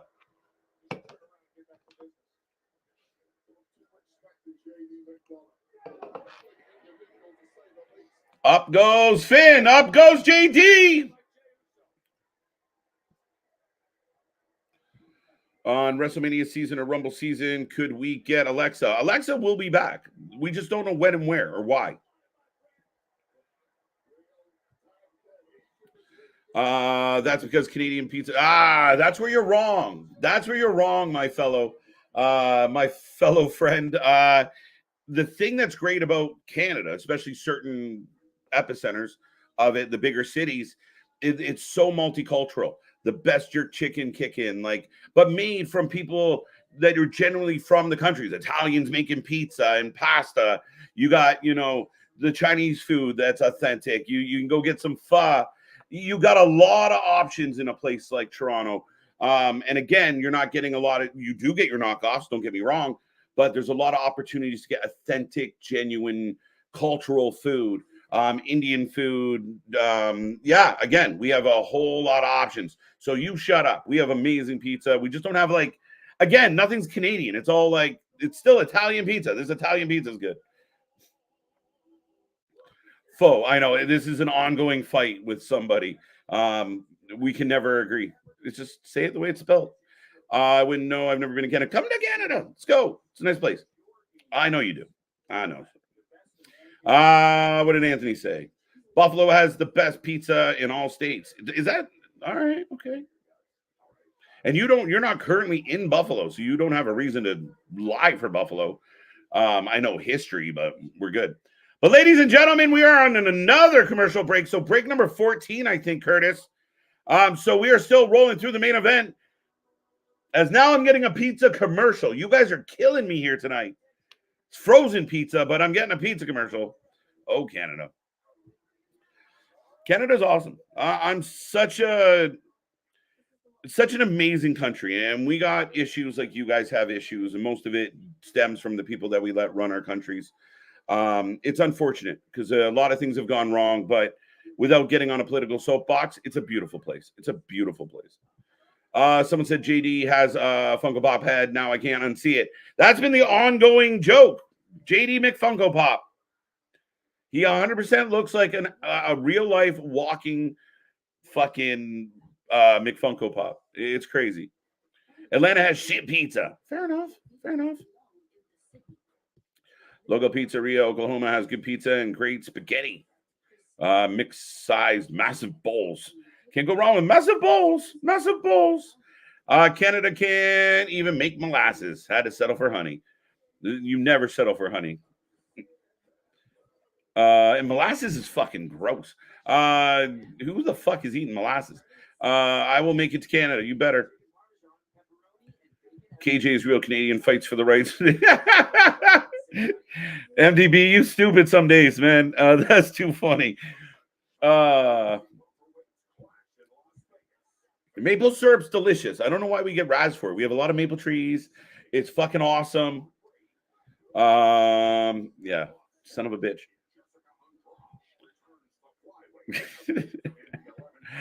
That's hilarious.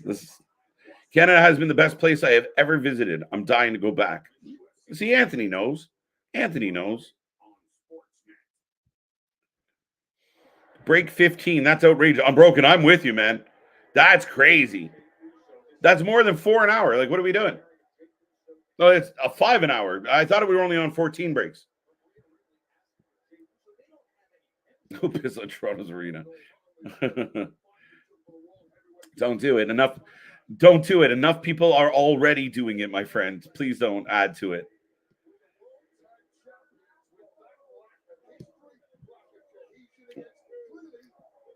Right now, we're coming out of break. Finn in control of Jey Uso, by the way.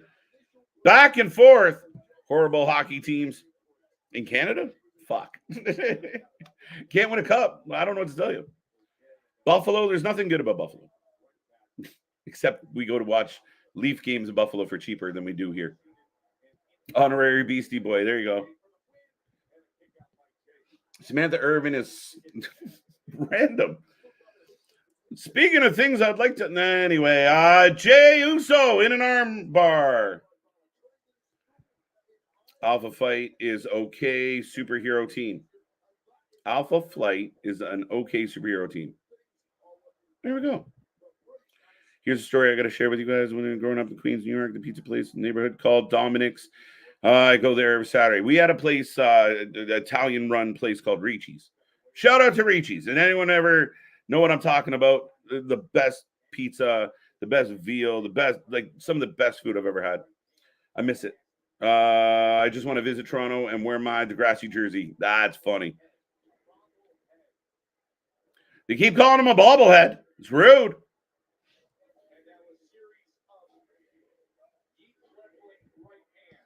Yeet leveling right hand. See, I hear a little bit of Joe, and I'll be honest. And here's the problem that's happened in the past with sports people coming over is they call it, and they sound like they're calling like a baseball game or a soccer game. That's where it gets a little like he's just, yeah, again, we'll see. It's early. It's his first day on the job. But that is always, it was the same thing with Jimmy. Jimmy was reporting. Damian gets a hot tag, starts rolling. There's a video game for Funko this fall. There you go. Best barbecue come to the Mid-South Triangles, Tennessee, Mississippi, Arkansas. Man, I want to just go, like I literally want to go on like a barbecue tour. It's like the best shit in the world. I would love to go down to like, go through like Texas and Tennessee, Mississippi, wherever, Oklahoma, and really try some fucking good barbecue.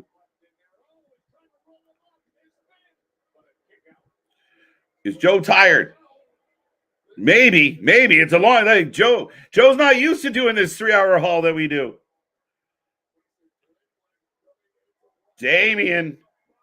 Wobbling Finn. Is this for the titles? No. I do not believe so. Big clothesline by Damian. It's Joe's first Raw. Yeah, 100%. 100%. I have no issue. And like I said earlier, I talk over most of the show anyway.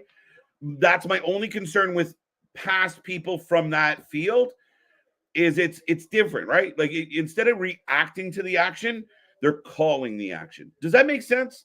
Maybe I'm just talking out of my ass. Mick Bobblehead. Oh.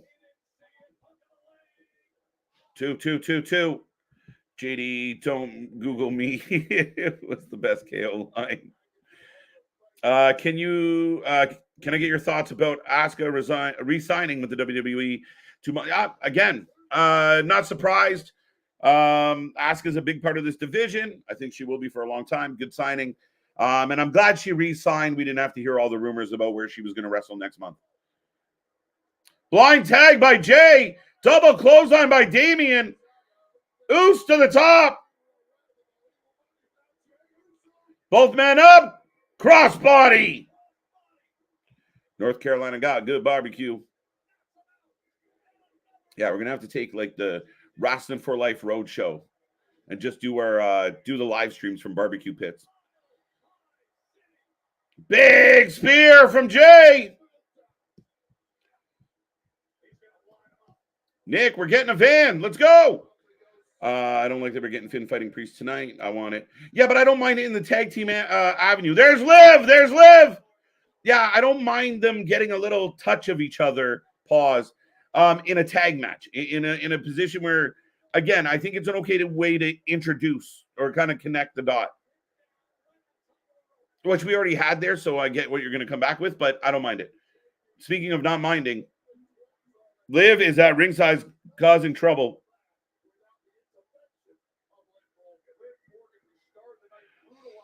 Sling Blade. Bret Hart always said Canada isn't riddled with racism and gun violence.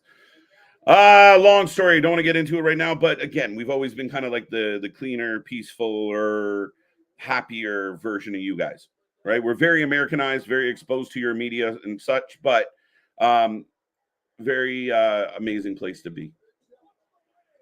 Moonsault. Oh, Damian breaks it up. Wow. Liv up on the apron.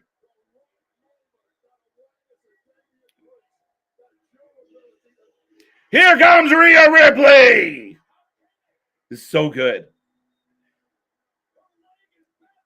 She's hobbling. And Liv just starts laughing like an asshole. How about all the flack that Bill Hunter ratings the wrestling news blogs have been receiving? I have no idea, Michael. Bill taking a lot of shit for it? Asuka's amazing. She's a great person, great character, great wrestler. Liv is laughing at Rhea, but I feel like Rhea's about to goozle her. And Rhea just laughs. Crutch to the gut. She's got her. Run, Liv, run. She's got her. Liv is spiraling out of control, literally. Run! Well, I got a feeling that Judgment Day is about to lose. Finn is distracted. Out goes JD. Finn takes a kick to the gut. Up goes Finn. JD saves him. Oh, kicks his own partner. Spear! Are we just murdering JD tonight? Is that what's up? Yeah, man, I'm with you. Always wanted one.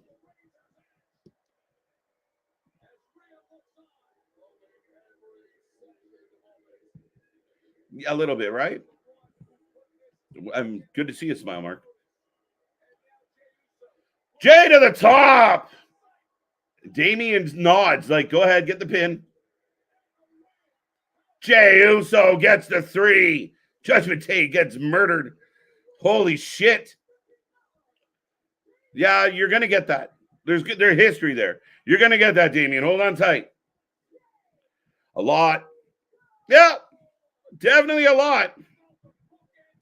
So do you think we get them at Bad Blood, Richard? No, that's for Richard. Not until Finn and JD lose their tag belts. That's an interesting aspect to this. Would he do a one-on-one match if they were still tag champs? Interesting question. My brother-in-law is one of the pizza ovens. Yeah, let's go. Y'all are killing me tonight. But big main event, good match, entertaining. And Damian gives the W to Jay. I'm with you, ABJ. There's just another level. JD is my favorite ragdoll. Dude, listen. If you want somebody to look like an absolute badass, put him in the ring with JD McDonough. He is absolutely fucking awesome. Just being the crash test dummy. Let's go. He doesn't give a shit. Liv can run forever. Rhea Ripley is literally Liv Morgan's boogeyman. Yep. That's how this is going to work for the next little while. Yeah, no, we're good. As ladies and gentlemen, WWE Raw goes off the air. Give me your ratings. What did you like? What didn't you like? How did you feel about the show? What was good? What was bad? What was in between? Let me know. Let me know, folks. It was a good one for me. I thought it was solid. Some soft spots that didn't exactly, like tonight felt a bit longer than the previous couple Raws. 3-0, Jay and Priest, #1 contenders. Maybe? Is that what happened? That might have, I don't know. I don't think so. 8 out of 10. 9. F this shit. Out of 10. Oldest trick in the book. Facts. 7 out of 10. Raw. It's about time. Don't worry. They'll get their comeuppance. 9 out of 10. Could WWE actually pull the trigger on Rhea and Dom match? I think they could. They've done it in the past where it doesn't really qualify as an intergender match, right? It's like you throw in a Jim Cornette or a Jimmy Hart or an Ellsworth, right? Like you throw in some hapless dude who's going to fumble and bumble, doesn't really get, it's not like he's throwing punches kind of idea. They could make it work. They could make it work. 10 out of 10. People will not be happy with Judgment Day. Lost again. I'm a little surprised. I'm going to be honest with you, Richard. I'm a little surprised that the Judgment Day lost again. What is the point of the feud? How do you continue the feud? Where do you go with this? The baby faces have, won at the pay-per-view, dominated tonight. You just keep running away, but you need the heels to kind of get some W's to kind of make this a point of contention. Pro wrestling commentating is very hard, not just any play-by-play guy. That's the thing, John C. 100%. There's an art to it. You're a storyteller. You have to fill in the gaps. You got to direct the audience. It's your job to dictate what the audience feels. And that's why we go back to a guy like JR. Michael Cole's really come a long way. A Hall of Famer now at this point, a legend in his own right. But they're telling the story that the wrestlers want to be told.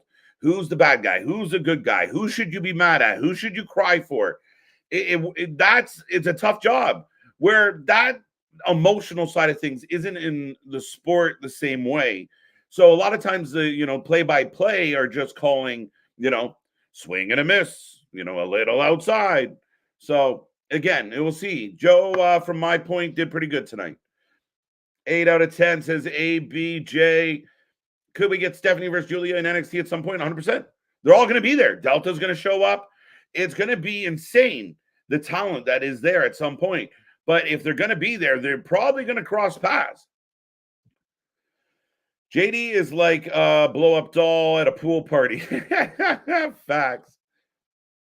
JD Mick crash test dummy. Facts. Let's go. I give it a 9. Favorite part of the show was Drew McIntyre destroyed the bracelet and starting an inferno on CM Punk. Yeah, there you go. Jay pinned the tag champs twice. He knows he's winning those tag belts. I think he's going to win the IC belt. No, he'll lose to Breaker and then go after the tag belts. How would you do it? That's a tough show. But yes, definitely got a couple wins over the tag champs. So, how will that impact this? Jay wants that IC belt first. 7.5 out of 10. I'm kind of with Anthony on this one. 7.5 out of 10 seems very fair. I'm in that ballpark. 8 out of 10, 7.5 out of 10, 7.5 out of 10, 9 out of 10, 7.5. I give it a 5. 5. Judgment Day fan. My bad. That's fair. I'm just saying usually when someone pins a champion, 100%. You're not wrong. You have at least a claim to it, right? You go to the GM and you're like, we just beat this guy. So valid. Good show. I'd give it a 7.7 out of 10. All right. 9 out of 10 tonight.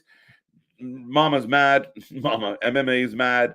Have some commercials with your wrestling and pizza. 15 is obnoxious. 15's a lot. That's ridiculous. 8 out of 10. That's fucking USA trying to milk every dollar they can before they're gone. 8 out of 10, fair enough. 7.5 out of 10, fun show. Some ups, some downs. Yeah, I'm going 7.5 with y'all. 7.5. I liked a lot of it. A lot of it was building towards Bad Blood, the future. The Punk Drew McIntyre segment was amazing. Really well done. The violence has increased. The intensity has increased. Great job by them. Good matches overall for the most part. Some fluffy spots I didn't care about. So, yeah, I'm kind of in that like 7-5. So I'm okay with that. 9 for me. I thought Joe's first show was pretty dang impressive. There you go, Brandon. I'm glad to hear that feedback. I'm tired of the Judgment Day losing. Damn it, I'm with you. But remember, when they went so long always winning and always like causing trouble, people didn't like that either. So now we're going to catch 22. They'll get their comeback. They'll get their comeback. I didn't expect it to go this way tonight. But the only way this feud works is if the heels get some advantage. So maybe they got to get a heavy. Maybe they need a heavy.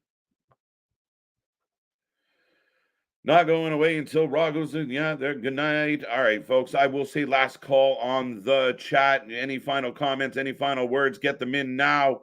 But I appreciate everybody for joining us tonight. I am tired of the Judgment Day losing. Got that one.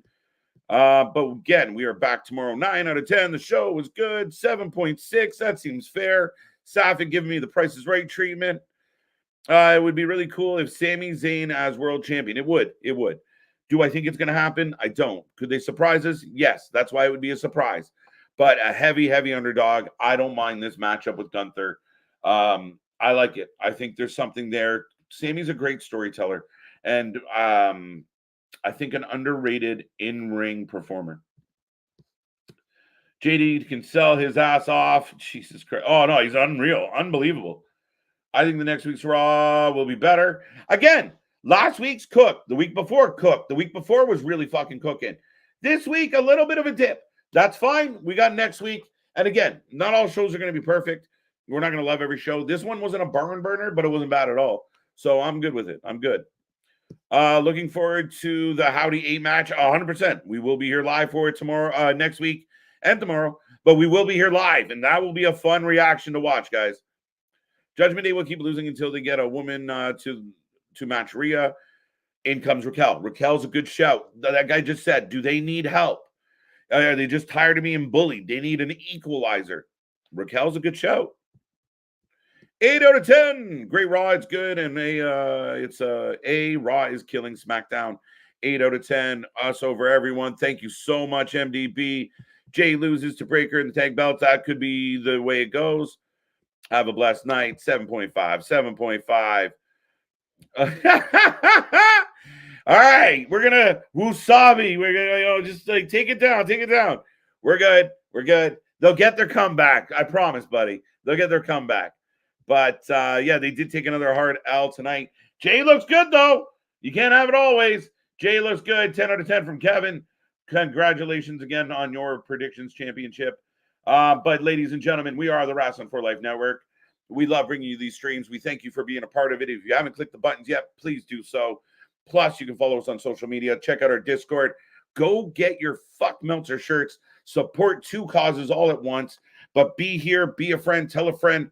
On behalf of myself and on behalf of Big Nick, we thank you for being a part of the fun and all the shows. And Anthony, and we thank you for joining us here tonight. Come back tomorrow. We got lots to get into, and we got a busy week going to All Out.